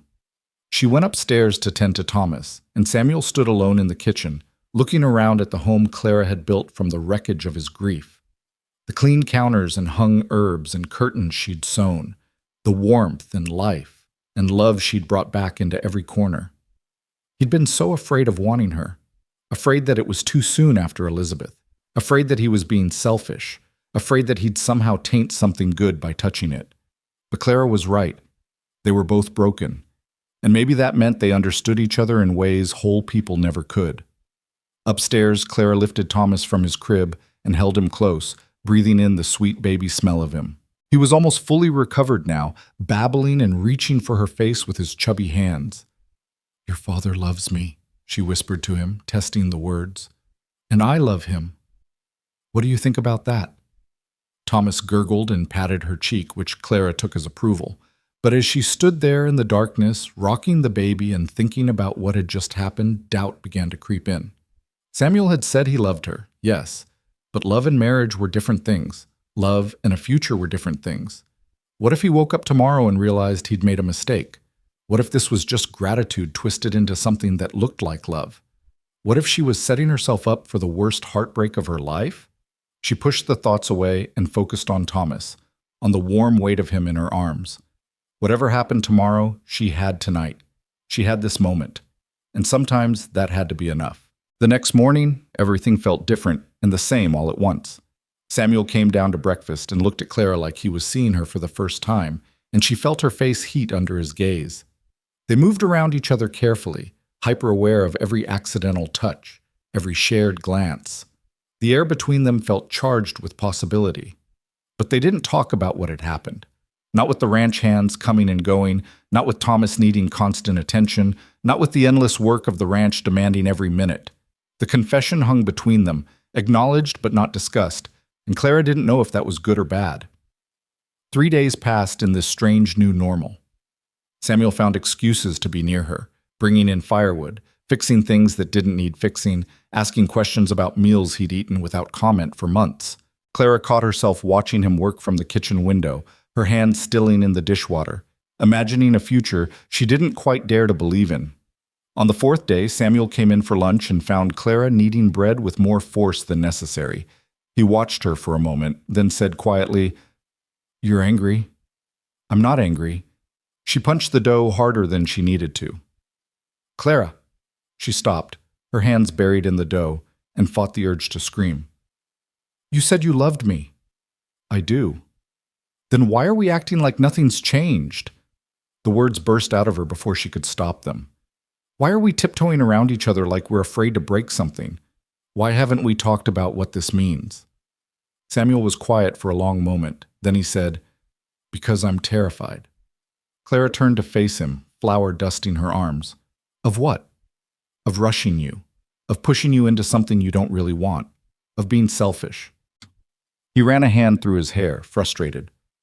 "Elizabeth, she did what she thought I wanted. She tried to be something she wasn't because she thought that's what would make me happy. And it killed her, Clara. I won't do that to you." The confession hit Clara hard. She'd known Samuel felt guilty about his wife's death, but she hadn't understood the depth of it until now. "I'm not Elizabeth." "I know." "Do you?" Clara crossed her arms. "Because it seems like you're so afraid of repeating the past that you're not letting yourself have a future." Samuel flinched. "That's not fair." "Maybe not, but it's true." Clara took a breath, trying to calm down. "Samuel, I'm not some fragile thing that's going to break because you love me. I'm not going to starve myself or change myself or lose myself trying to be what you want. I'm too old and too stubborn for that. If you love me as I am, big and bossy and completely unsuitable for polite society. And if that's not what you want, then tell me now before I let myself hope for more." The silence that followed was terrible. Samuel stared at her, his face pale, and Clara braced herself for rejection. For him to say it was all a mistake, that he'd gotten caught up in the moment, that he wasn't ready for this. Instead, he crossed the kitchen and took her flour-covered hands in his. "I didn't hire you to be my mother," he said quietly, and Clara's stomach dropped because she recognized the words from the fight they'd had months ago when Thomas first got sick. "That's what I told you once. Do you remember?" "Yes." Her voice was barely a whisper. "I was wrong." Samuel's grip tightened on her hands. "Not about what I said. You're not his mother, not by blood. But I was wrong about why it mattered. I was angry because I was falling for you even then, and it scared me. Because Thomas already loved you, and I was starting to, and I didn't know how to stop it." Clara's breath caught. "Samuel, let me finish." His voice was urgent now. "You asked me why we're not talking about what this means. Here's what it means to me. I want you to stay, not as the cook or the nursemaid or hired help. I want you to stay as—" He hesitated, like the words were almost too big to say. "As my wife. If you'll have me." The kitchen spun. Clara stared at him, sure she'd misheard. "What?" "I'm asking you to marry me." Samuel's voice was shaking. "I know I'm doing this all wrong. I don't have a ring, and we're standing in the kitchen covered in flour, and I'm making a mess of this, but I—" He stopped, swallowed hard. "I love you, Clara Doyle. I love your strength and your kindness and the way you take up space without apologizing for it. I love how you sing to my son and how you keep this house running and how you look at me like I'm not broken beyond repair. And if you say yes, I promise I'll spend the rest of my life trying to be worthy of you." Clara couldn't speak, couldn't think. Her whole body was shaking and her eyes were burning and her heart felt like it might explode. "But if that's not what you want," Samuel continued, his voice rough, "if this is too fast or too much, or if you need time, that's all right too. You can just stay as you are and I'll never mention it again and we'll—" "Yes," Clara interrupted. Samuel stopped mid-sentence. "What?" "Yes." Clara started laughing through her tears. "Yes, I'll marry you, you stupid, wonderful man. Yes." For a moment, Samuel just stared at her like he couldn't quite believe what he was hearing. Then he laughed, a sound of pure joy and relief, and picked her up, flour and all, and spun her around the kitchen. Clara shrieked and clung to him, laughing and crying at the same time. When he set her down, they were both breathless and grinning like fools. Samuel cupped her face in his hands and kissed her, and this time it was soft and sweet and full of promise. "I'm going to marry you," he whispered against her lips. "Yes, you are," Clara agreed. They stood there in the flour-dusted kitchen, holding each other, and for the first time in her life, Clara let herself believe in happy endings. The joy lasted exactly 3 hours before reality set in. Clara was washing dishes, her hand still trembling slightly from the proposal, when she heard boots on the porch and looked up to see Garrett standing in the doorway. He held his hat in his hands and his face was carefully neutral. "Begging your pardon, Miss Clara," he said, "but the boys and I were wondering if the boss is planning to go into town soon. We need supplies, and word is the pastor's wife is poorly. Thought maybe we should check in." Clara dried her hands on her apron. "I'll ask him at dinner." Garrett nodded but didn't leave. He shifted his weight, clearly uncomfortable. "There's something else, ma'am. Word's already spreading about you and the boss." He held up a hand before she could speak. "I'm not gossiping, ma'am. Just warning you. Mrs. Fletcher at the general store has a tongue that could strip paint, and she's been telling anyone who'll listen that it's unseemly, you being here alone with Mr. Bell and the baby. Now that you two are, it's going to get worse before it gets better." Clara's stomach tightened. She'd known this would happen, but somehow having it confirmed made it real in a way it hadn't been before. "Thank you for telling me." "Yes, ma'am." Garrett put his hat back on. "For what it's worth, most of us think Mrs. Fletcher should mind her own business. You've been nothing but proper, and the boss is happier than he's been since before Mrs. Bell passed. That should be enough for anybody." He left before Clara could respond. She stood at the sink, staring out the window at the gray March sky, and felt the first whisper of doubt creep back in. What would people say when they found out Samuel had proposed? Would they think she'd trapped him somehow? Used his grief and his son to secure herself a husband? Would they look at her and see a scheming woman instead of someone who just wanted to be loved? That evening, at dinner, Samuel noticed her quietness. After they'd eaten and put Thomas to bed, he found her sitting by the fire, staring into the flames. "What's wrong?" he asked, settling into the chair beside her. Clara didn't look at him. "Garrett says people are talking about us." "Let them talk." "Samuel, they're saying it's unseemly that I'm—" She stopped, unable to finish. "That you're what?" His voice had an edge to it now. "Taking advantage? Is that what they're saying?" "Among other things," Clara finally looked at him. "And they're not entirely wrong. I'm living in your house, taking care of your son, and now we're engaged. To people who don't know us, it looks like exactly what they think it is." Samuel's jaw tightened. "I don't care what it looks like to them." "But I do," Clara's voice cracked. "Because I've spent my whole life being judged for how I look, and now I'm going to be judged for this too. And part of me wonders if maybe they're right. Maybe I did take advantage somehow without meaning to. Maybe you're only proposing because you're grateful and lonely and—" "Stop." Samuel knelt in front of her chair, taking her hands. "Clara, look at me." When she did, his eyes were fierce. "I'm not proposing because I'm grateful. I'm not proposing because I'm lonely or because I need a mother for Thomas or because of any other reason except that I love you. Do you understand? I love you." "I know you think you do. I know I do," he interrupted firmly. "And if you're having doubts, that's all right. We can wait. We can take all the time you need. But don't let other people's opinions make you question what we have." Clara wanted to believe him, wanted to push away the doubt and just be happy. But it kept nagging at her, whispering that she wasn't good enough, that this was too good to be true, that eventually Samuel would wake up and realize his mistake. "What if you change your mind?" she whispered. Samuel's expression softened. "I won't." "But what if you do? What if 6 months from now or a year from now you meet someone more suitable and you regret—" "Clara," he said her name like a prayer.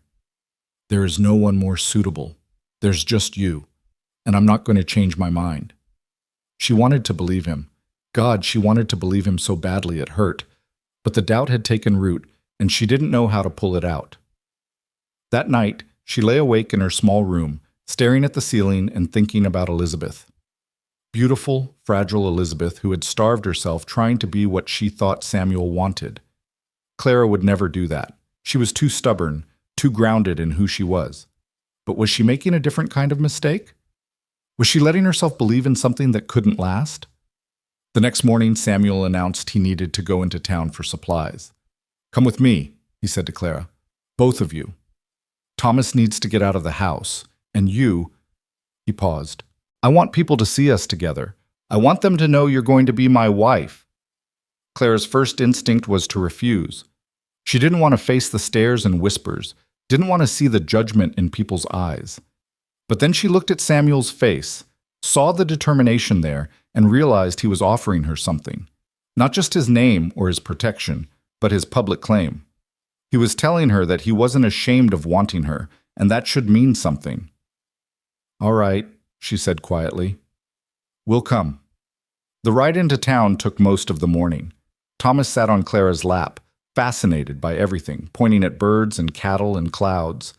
Samuel drove the wagon with easy competence, occasionally glancing over at Clara with a small smile. It would have been perfect if Clara's stomach hadn't been tied in knots. When they reached town, a collection of wooden buildings clustered around a main street that turned to mud whenever it rained. Samuel helped Clara down from the wagon with careful courtesy. She felt eyes on them immediately. A woman across the street stopped sweeping her porch to stare. 2 men outside the saloon exchanged looks and muttered to each other. Samuel took Thomas from Clara and offered her his arm. "Head high," he murmured. "You have nothing to be ashamed of." They walked down the street together, and Clara felt like she was running a gauntlet. Every face turned to watch them pass. Some people nodded politely. Others whispered behind their hands. One older woman actually crossed to the other side of the street to avoid them. At the general store, Mrs. Fletcher was behind the counter, exactly as Garrett had warned. She was a thin woman with a pinched face and eyes like chips of ice. When Samuel and Clara entered, those eyes went hard. "Mr. Bell," she said with cool politeness, "and this must be your housekeeper." The pause before housekeeper was deliberate and cutting. Samuel's jaw tightened, but his voice stayed level. "This is Miss Clara Doyle, my fiancée." The silence that followed was deafening. Mrs. Fletcher's eyes widened, then narrowed. "Your fiancé? How unexpected. Is it?" Samuel's voice had gone dangerously quiet. "My son needs a mother. Miss Doyle has proven herself more than capable. It seems quite logical to me." Clara wanted to sink through the floor. The way he'd said it, practical and logical, like she was a business arrangement, made everything worse. She could see Mrs. Fletcher's mind working, could practically hear her thoughts. Of course, he's marrying the help because she's convenient, not because he actually wants her. "Of course," Mrs. Fletcher said with false sweetness. "How practical of you. And Miss Doyle, you must be very pleased with your situation." The implication was clear. Clara had landed herself a husband and a home through calculated manipulation. Clara felt her face burning, but before she could respond, Thomas, sweet, oblivious Thomas, reached for her and said, "Mama," clear as a bell. The word hung in the air like an accusation. Mrs. Fletcher's lips thinned. "How sweet. The child is already calling her mother. You work fast, Miss Doyle." Something in Clara snapped. She'd been prepared to endure the whispers and judgment silently, to keep her head down and let Samuel handle it.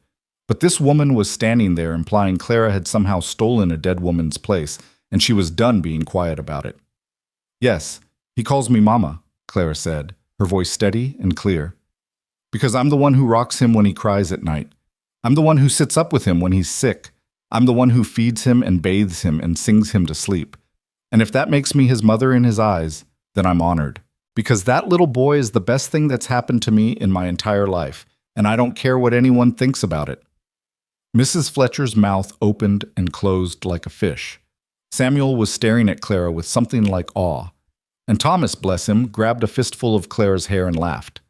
"Now," Clara continued, "we came here for supplies. Are you going to help us, or should we take our business elsewhere?" For a moment, she thought Mrs. Fletcher might actually refuse. But then the woman's commercial instincts won out over her judgment, and she started gathering their order with tight-lipped efficiency. They left the store 15 minutes later with their supplies and their dignity intact. Samuel loaded the wagon while Clara held Thomas, and when they were done, he turned to her with a smile that could have lit the whole territory. "That was magnificent," he said. Clara felt shaky now that the confrontation was over. "I probably made it worse." "You made it better." Samuel touched her face gently. "You stood up for yourself. For us. For Thomas. That woman needed to hear it." "The whole town probably heard it." Clara managed a weak laugh. "Mrs. Fletcher isn't exactly known for keeping quiet." "Good. Let them hear it." Samuel helped her up into the wagon. "Let them all hear it. You're going to be my wife, Clara, and I'm proud of that."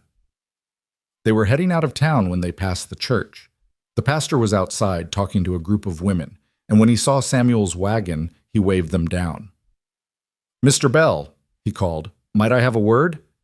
Samuel pulled the wagon to a stop. Pastor Williams approached, a kind-faced man in his 50s with graying hair and gentle eyes. Clara had met him once before, shortly after she'd arrived, and he'd been nothing but courteous. "Pastor," Samuel said, tipping his hat, "I was sorry to hear your wife is unwell." "Thank you. She's improving, thank the Lord." The pastor looked at Clara, then back at Samuel. "I heard some interesting news in town today. About an engagement?" "That's right." Samuel's voice was firm. "Miss Doyle has agreed to marry me." Pastor Williams was quiet for a moment, studying them both. Then he said, "Might I speak frankly?" "Please do." "There are people in this town who are going to judge you for this, who are going to say things that aren't kind or fair." He looked at Clara directly now. "Miss Doyle, you're going to bear the brunt of it, I'm afraid. People will make assumptions about your character and your motives. It won't be easy." Clara lifted her chin. "I know. I'm sure you do. The pastor smiled slightly. I've been watching you these past months, Miss Doyle. I've seen how you care for young Thomas, how you've brought light back into Samuel's life, and I've seen how you carry yourself with dignity despite what some people say. He paused. What I'm trying to say is, if you two want to marry, I'll be honored to perform the ceremony, and anyone who has a problem with it can take it up with me. The kindness in his voice made Clara's throat tight. Thank you, she managed. When were you thinking? The pastor asked Samuel. Samuel looked at Clara.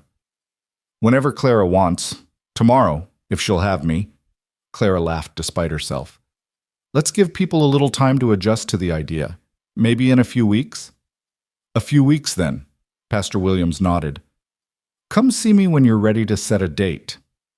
They parted ways, and as Samuel drove the wagon home, Clara felt something ease in her chest. Not everyone was against them. Pastor Williams' support mattered.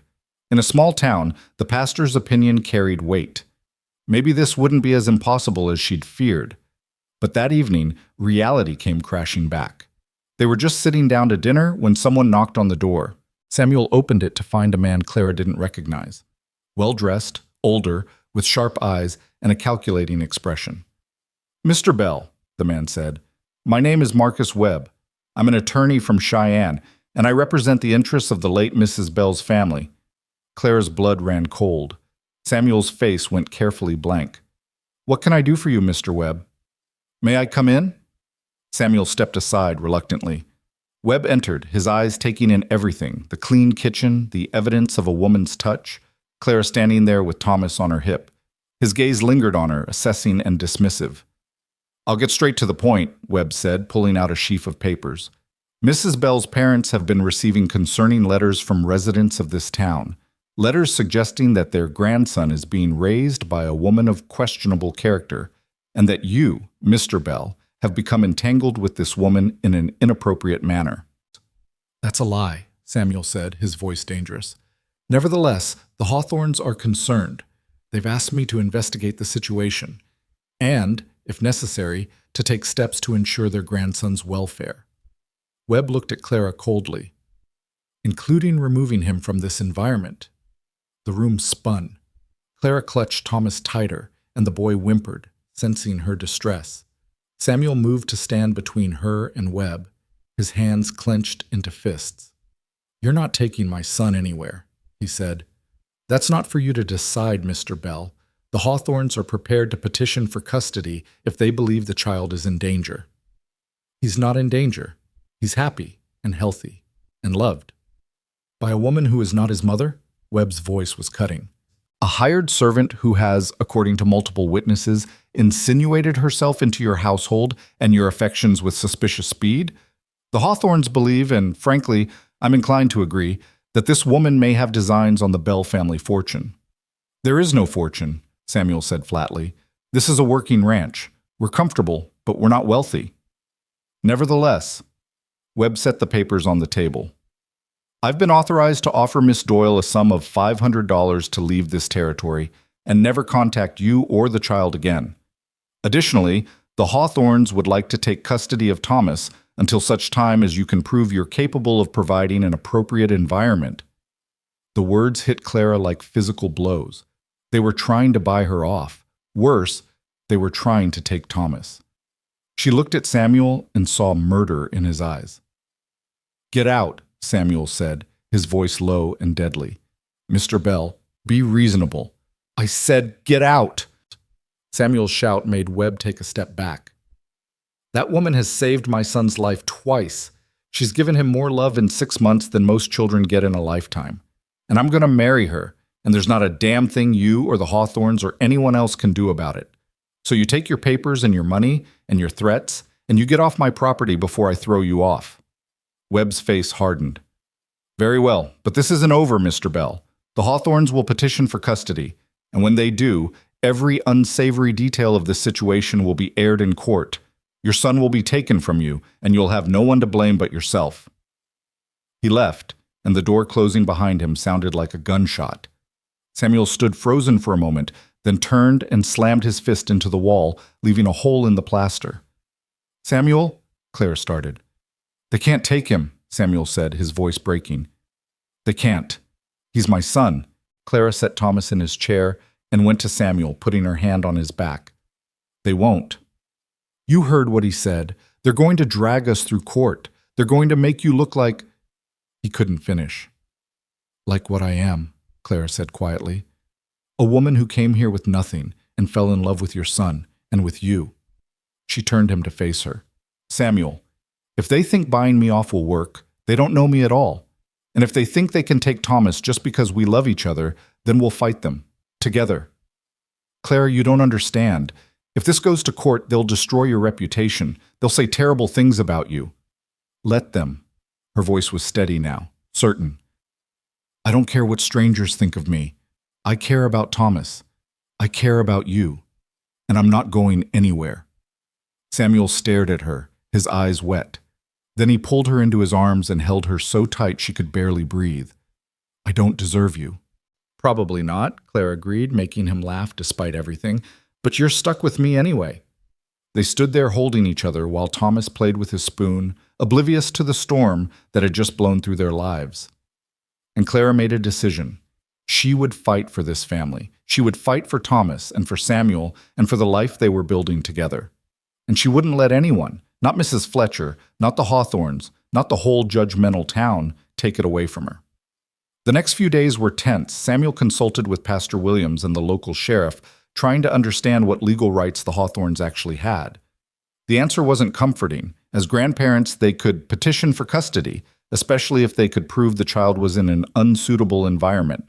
And with half the town whispering about Samuel and Clara's unconventional arrangement, proving unsuitability wouldn't be hard. We need to get married, Samuel said one evening. Soon, before they can file their petition. If you're my wife, it makes their case much weaker. Clara had been expecting this, but it still made her stomach twist. You want to marry me to protect Thomas. I want to marry you because I love you, Samuel corrected firmly. But yes, it also protects Thomas. Is that wrong? No, Clara sighed. It's just, I always thought if I ever got married, it would be because someone wanted me. Not because I was useful. Samuel crossed the room and took her hands. Clara Doyle, you are the most infuriating woman I've ever met. You're stubborn and bossy, and you argue with me constantly. Is this supposed to be romantic? Clara asked dryly. Hush, I'm not done. Samuel's grip tightened. You're also the strongest person I know.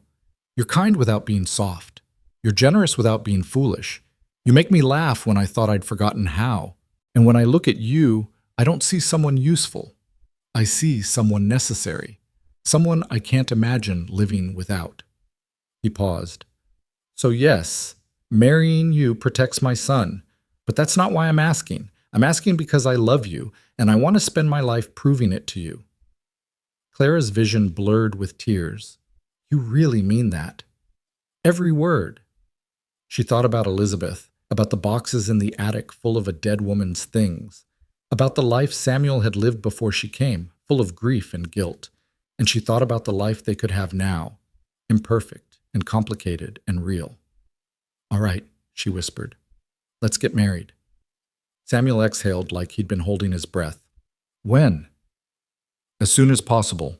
If we're doing this, let's do it right. They went to see Pastor Williams the next day. He listened to their situation gravely, then said, I can perform the ceremony next Sunday if that suits you. It gives people a week's notice, which is respectable, and it gives the Hawthorns less time to cause trouble. Thank you, Pastor, Samuel said. Williams looked at Clara. Are you certain about this, Miss Doyle? No one would blame you for walking away. This is going to get ugly. Clara thought about Thomas's laugh, about Samuel's rare smiles, about the home she'd built from nothing. I've never been more certain of anything in my life. The pastor nodded. Then may God bless you both. You're going to need it. The week that followed was surreal.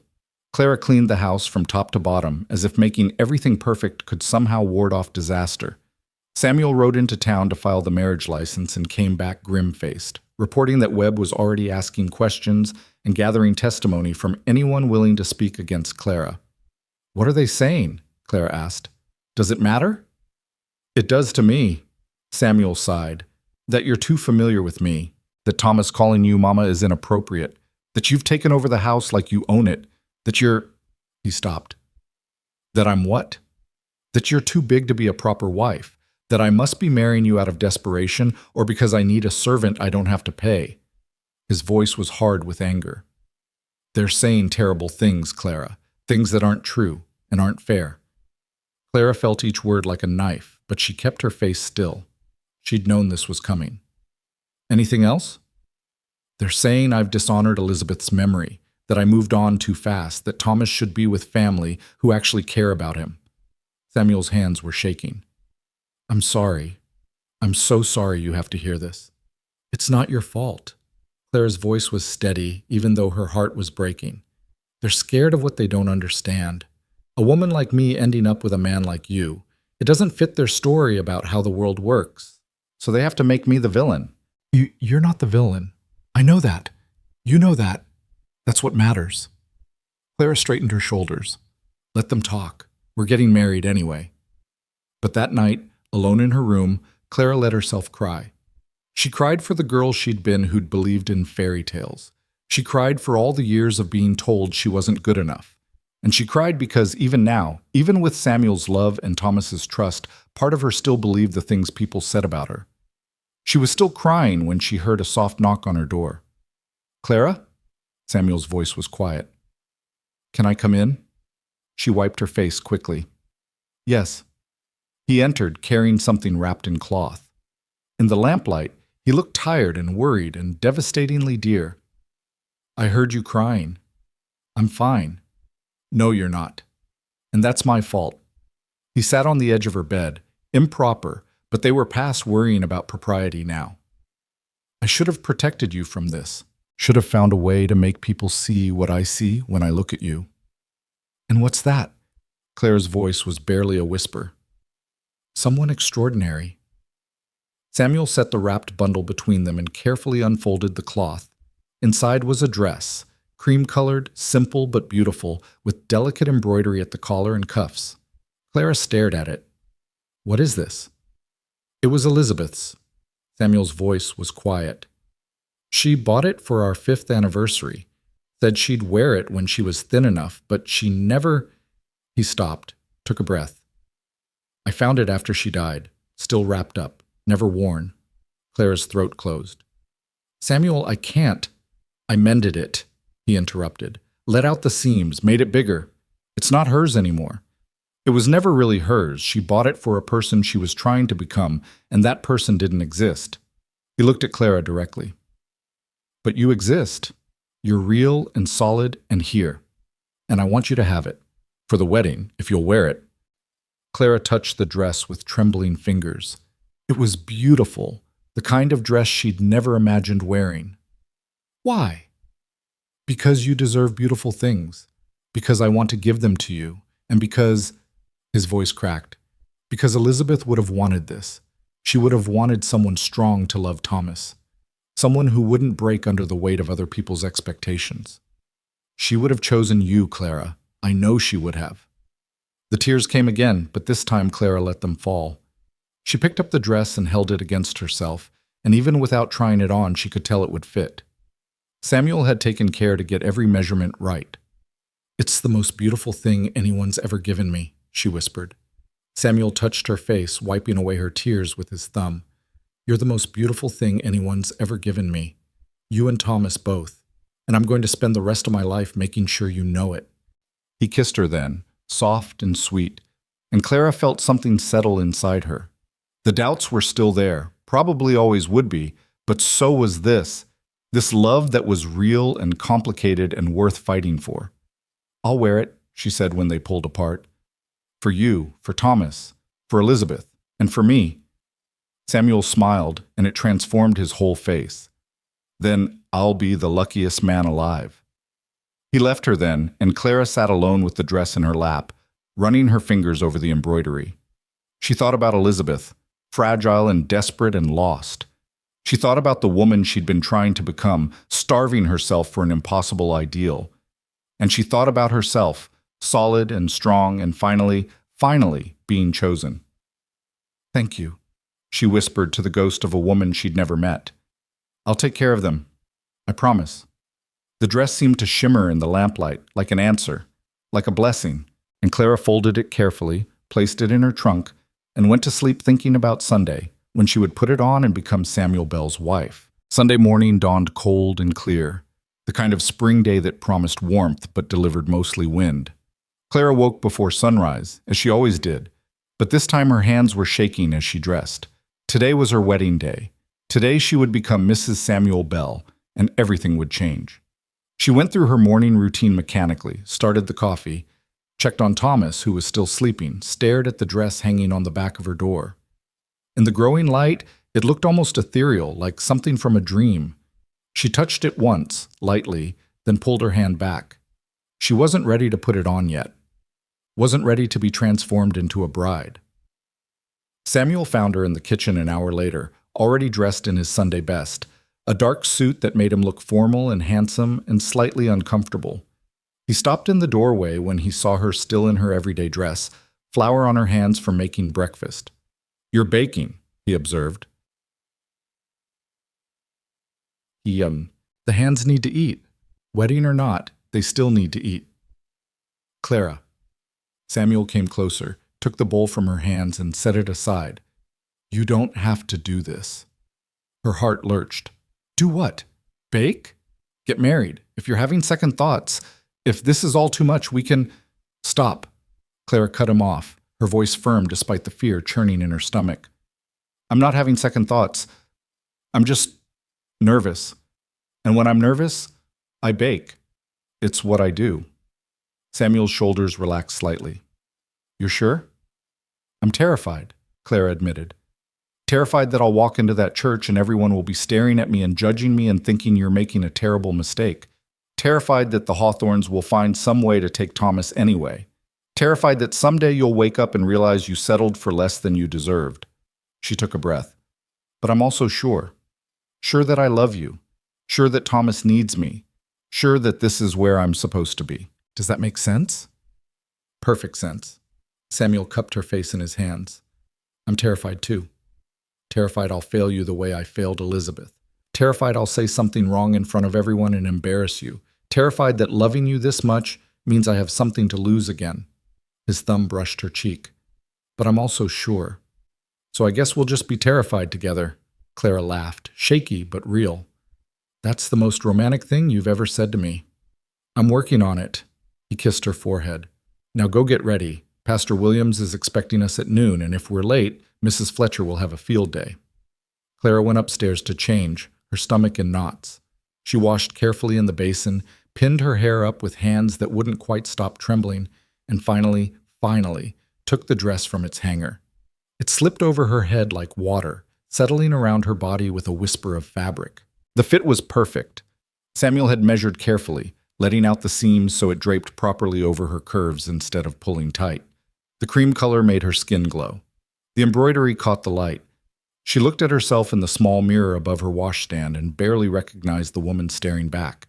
Not because she looked different. She was still big, still plain, still fundamentally herself. But something in her face had changed. She looked happy, hopeful. Like a woman on the verge of something wonderful instead of something she had to endure. There was a soft knock on her door. "Clara?" Samuel's voice. "Can I come in?" "Yes." He entered and stopped dead when he saw her. For a long moment he just stared, his expression unreadable. Then he said, quiet and odd, "You're beautiful." Clara's eyes burned. "I'm not, but thank you for saying it." "You are." Samuel crossed to her, and there was something fierce in his face now. "You're the most beautiful thing I've ever seen, and if anyone tries to tell you different today, they'll answer to me." He pulled something from his pocket, a small box, worn velvet.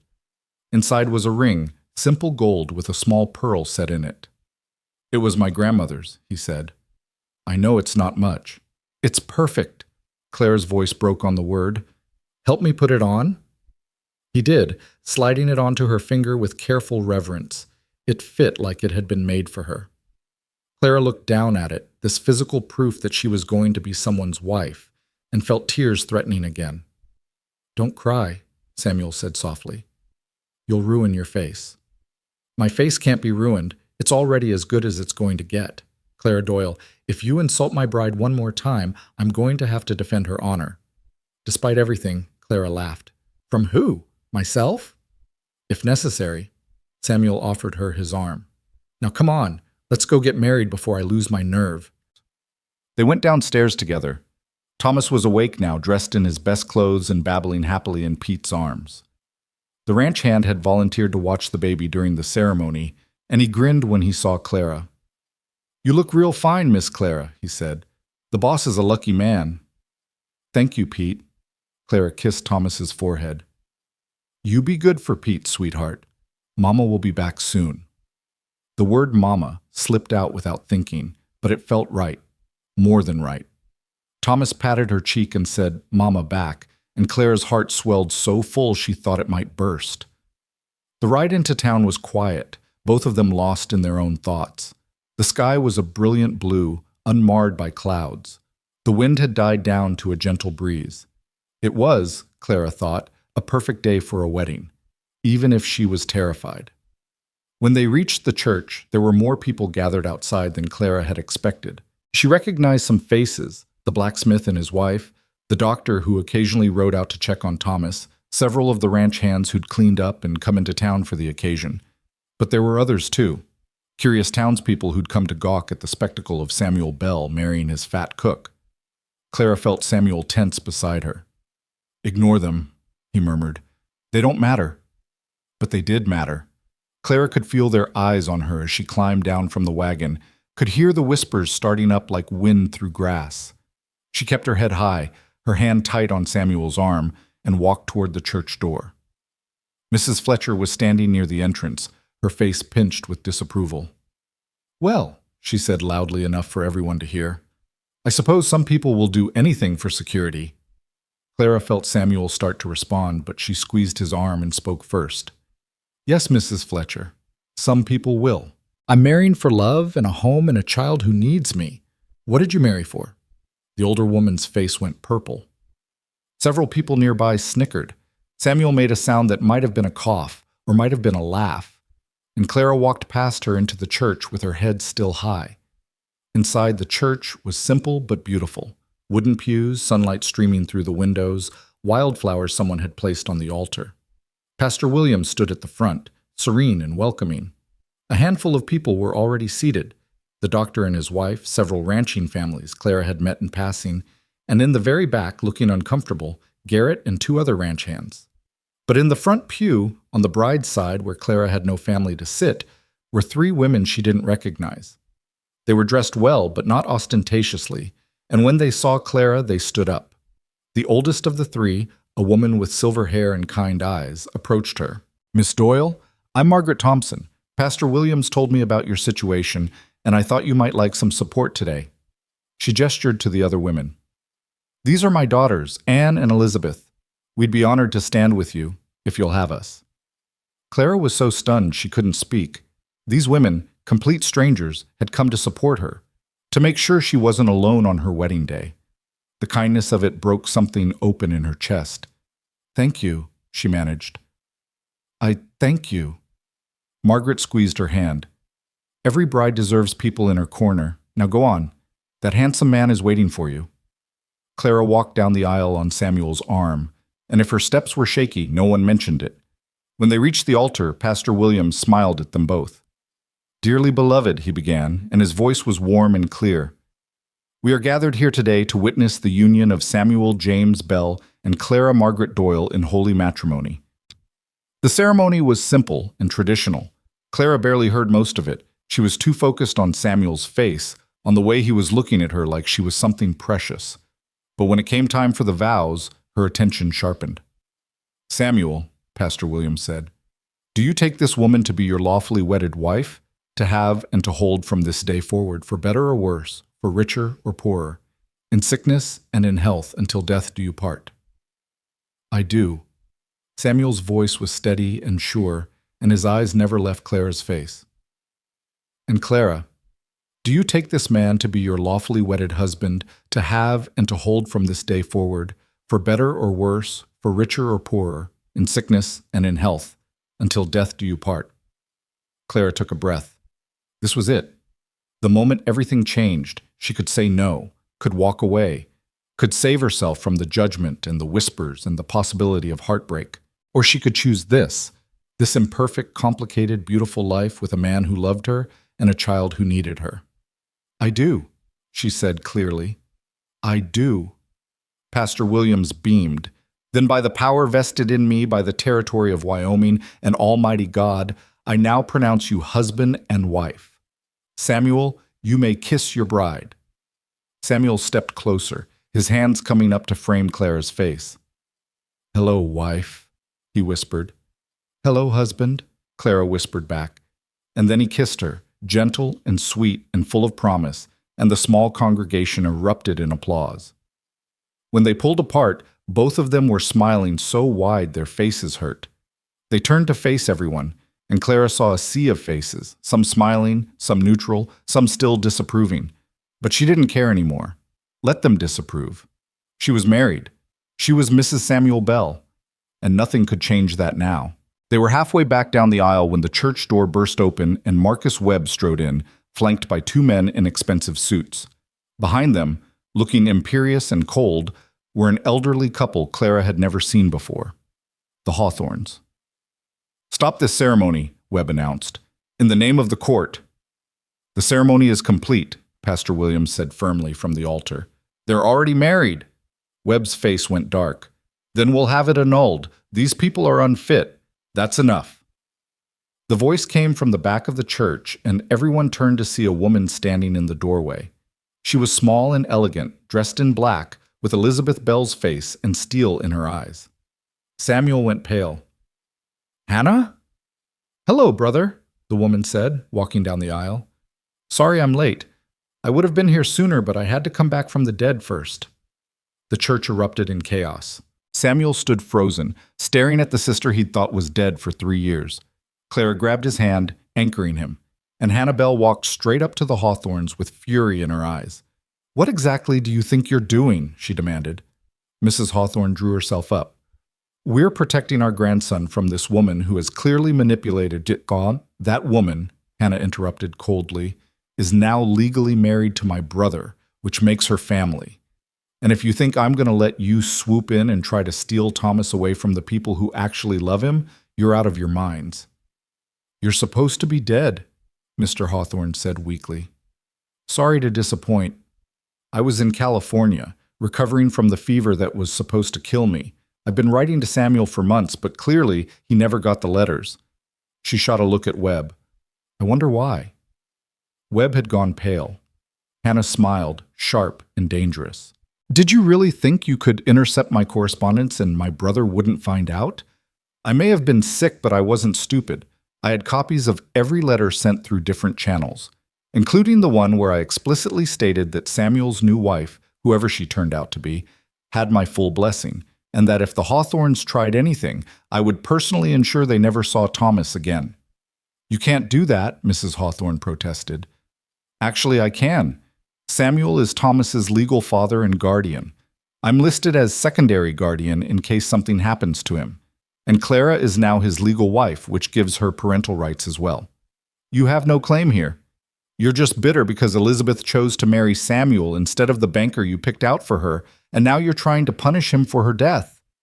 Hannah's voice went soft and deadly. Well, you can't, because I'm alive, and I have evidence of your harassment, and if you don't leave my brother and his family alone, I will make sure everyone in society knows exactly what kind of people you are. The silence that followed was absolute. The Hawthorns looked at each other, at Webb, at the assembled crowd watching with rapt attention. Then, without a word, they turned and left. Webb hesitated, looking like he wanted to argue, but Hannah just raised an eyebrow and he followed them out. When the door closed behind them, the entire church seemed to exhale. Hannah turned to Samuel and Clara, and her fierce expression melted into something softer. So, she said, are you going to introduce me to my new sister-in-law, or do I have to do everything myself? Samuel made a sound between a laugh and a sob and pulled Hannah into a crushing hug.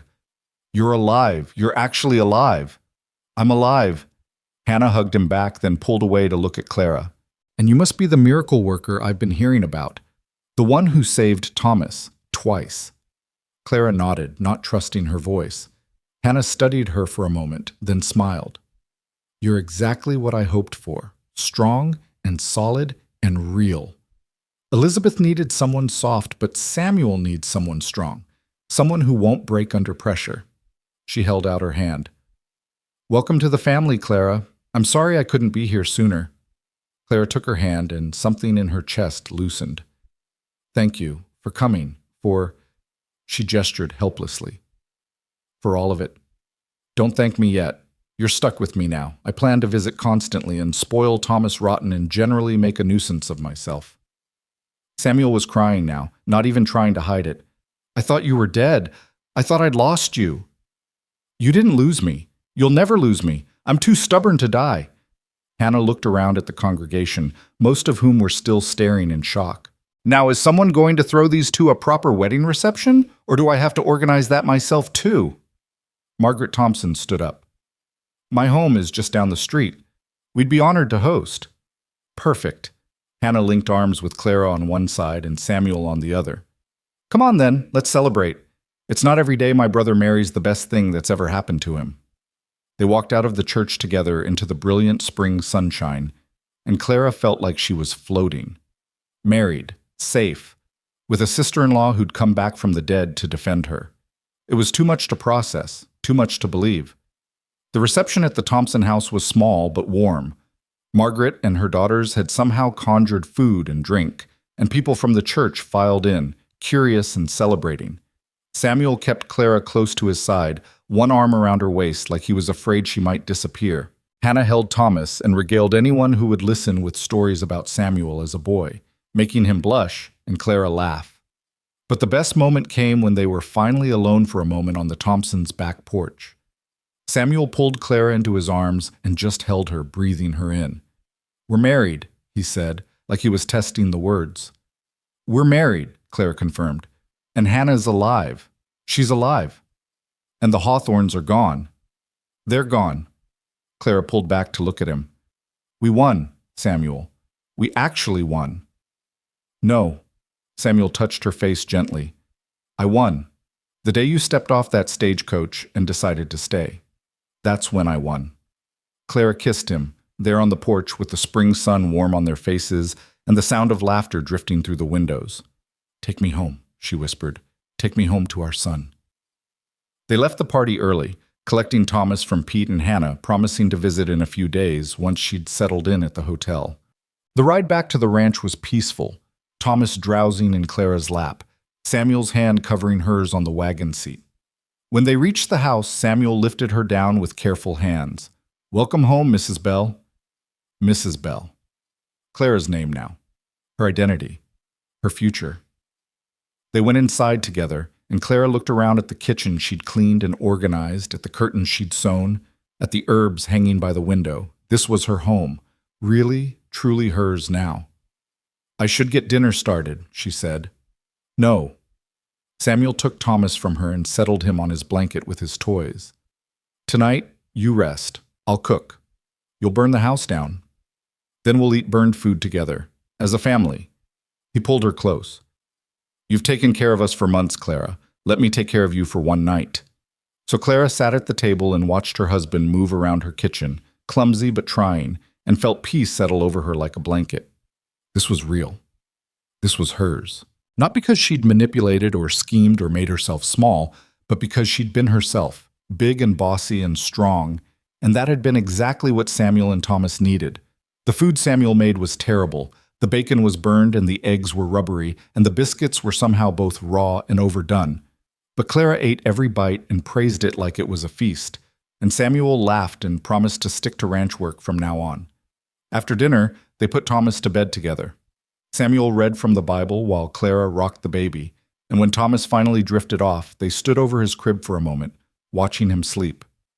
He's really ours now, Samuel whispered. All ours. He always was, Clara said. We just made it official. They went downstairs and Samuel made coffee, one thing he could do competently, and they sat by the fire, not talking, just being. Clara leaned against Samuel's shoulder and felt his arm come around her, solid and sure. Tell me something, Samuel said after a while. That day you arrived, when you heard Thomas crying and came into the house without being invited. What were you thinking? Clara considered.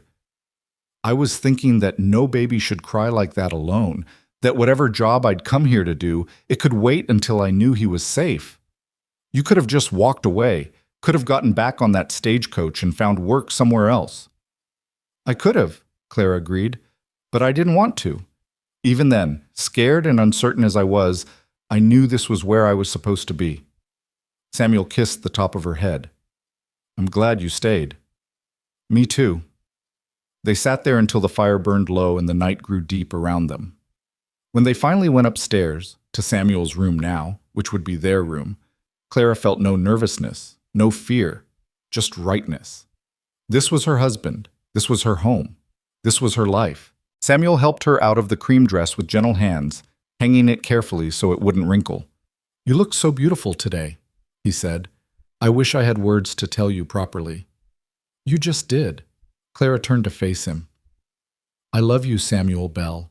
I love you and your son and this life we're building. And I don't care what anyone says about it. This is ours. This is ours, Samuel echoed, and kissed her like a promise. That night, lying in Samuel's arms in the bed that would be hers from now on, Clara thought about the girl she'd been, the one who'd believed no one would ever want her, who'd thought she'd spend her life alone, taking whatever work she could find, never really belonging anywhere. That girl would never have believed this was possible. A husband who loved her, a son who called her mama, a home that was truly hers, a sister-in-law who'd fought for her, a life that felt real and solid and worth fighting for. What are you thinking about? Samuel murmured against her hair. How far I've come, Clara said. How impossible this would have seemed a year ago. How grateful I am that the stagecoach dropped me off here and not somewhere else. Best day of my life, Samuel said, even if I didn't know it at the time. Clara smiled in the darkness. Mine too. They fell asleep like that, tangled together, and when Clara woke before dawn out of habit, she didn't get up immediately. Instead, she lay there watching the light change, listening to Samuel breathe, and let herself feel happy. Downstairs, she heard Thomas start to wake. She slipped out of bed carefully, pulled on her robe, and went to him. He was standing in his crib, holding on to the rails, and when he saw her, his whole face lit up. Mama, he crowed. Good morning, my love, Clara whispered, lifting him out. Did you sleep well? He babbled at her, patting her cheeks with his chubby hands, and Clara carried him downstairs to start breakfast. But when she reached the kitchen, she stopped. There on the table was a note in Samuel's handwriting. No cooking today. I'm taking you and Thomas into town for breakfast. We're celebrating, your husband. Clara pressed the note to her chest and laughed. Then she heard footsteps on the stairs and turned to see Samuel, dressed and smiling. Breakfast in town? She asked. Breakfast in town. I want everyone to see my wife. I want to show you off. Samuel, people will talk. Let them talk. He crossed to her and kissed her firmly. Let them see that I'm the luckiest man alive, that I married the strongest, kindest, most remarkable woman in the territory. Let them see that we're happy and in love and not ashamed of it. Let them see us. So they went to town, the three of them, and walked into the cafe on Main Street like they owned the place. Mrs. Fletcher was there and her mouth fell open. Other townspeople stared, but Samuel just found a table by the window, helped Clara into her chair with elaborate courtesy, and ordered breakfast like he didn't have a care in the world. And slowly, gradually, people started to smile. The blacksmith's wife came over to congratulate them. The doctor raised his coffee cup in a toast. Margaret Thompson, having breakfast with her daughters, waved warmly. Even the cafe owner, a gruff man who rarely spoke to anyone, gave them extra biscuits and refused to charge for Thomas's milk. See, Samuel said softly. The town is bigger than Mrs. Fletcher. There are good people here, people who see us for what we are. Clara looked around at the smiling faces, at Thomas happily making a mess of his breakfast, at Samuel watching her with such open love it made her breath catch. What are we? She asked. A family, Samuel said simply. A real family, finally. 3 months later, Clara stood in her garden, watching Thomas toddle between the rows of newly sprouted vegetables. He was walking now, unsteady but determined, and he shrieked with delight every time he managed 3 steps without falling. The garden was thriving, tomatoes and beans and squash, just like she'd planned, and along the fence the flowers she'd planted for herself were starting to bloom. Hannah visited often, staying for weeks at a time and helping with Thomas. She and Clara had become close, the kind of friendship forged in shared crisis and mutual respect. Samuel had never been happier. Clara could see it in the way he moved, in his easy laughter, in the lightness that had replaced the heavy grief he'd carried for so long. The Hawthorns had left them alone, just as Hannah had promised. Occasionally, Clara saw Mrs. Fletcher in town, and the woman still sniffed disapprovingly, but Clara no longer cared. She had what she needed, what she'd always needed. "Mama," Uncle Thomas called, pointing at a butterfly. "I see it, sweetheart. It's beautiful." Samuel came up behind her, wrapping his arms around her waist and resting his chin on her shoulder. "Happy?" "Deliriously," Clara said honestly. "Are you?" "More than I ever thought possible." He paused. "I was thinking, dangerous occupation." He laughed and squeezed her tighter. "I was thinking that Thomas should have siblings, that this house should be full of children and noise and life. What do you think?" Clara turned in his arms to face him, her heart full. "I think that sounds perfect."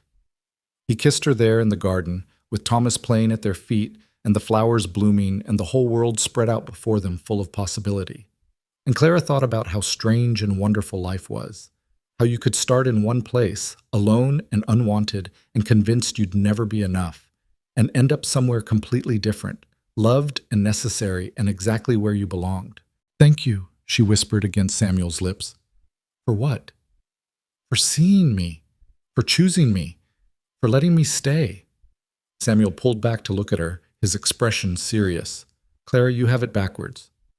Thank you for staying when you could have left, for saving us when we were drowning, for being exactly who you are." He touched her face gently. "You're the best thing that ever happened to us. I hope you know that." She did know it now. Finally, after years of doubt and fear and believing she wasn't enough, Clara knew her own worth. Not because Samuel told her, though that helped, but because she'd proven it to herself. She'd built a home from wreckage. She'd saved a child and helped heal a broken man. She'd stood up to bullies and fought for her family and refused to make herself small to please anyone. She was Clara Bell now, wife, mother, and woman who took up space without apologizing, and that, at last, was more than enough. It was everything. Thomas toddled over and grabbed her skirt, pulling himself up. "Mama, Papa, look!" They looked down at their son, and he grinned up at them with such pure joy that Clara felt tears prick her eyes.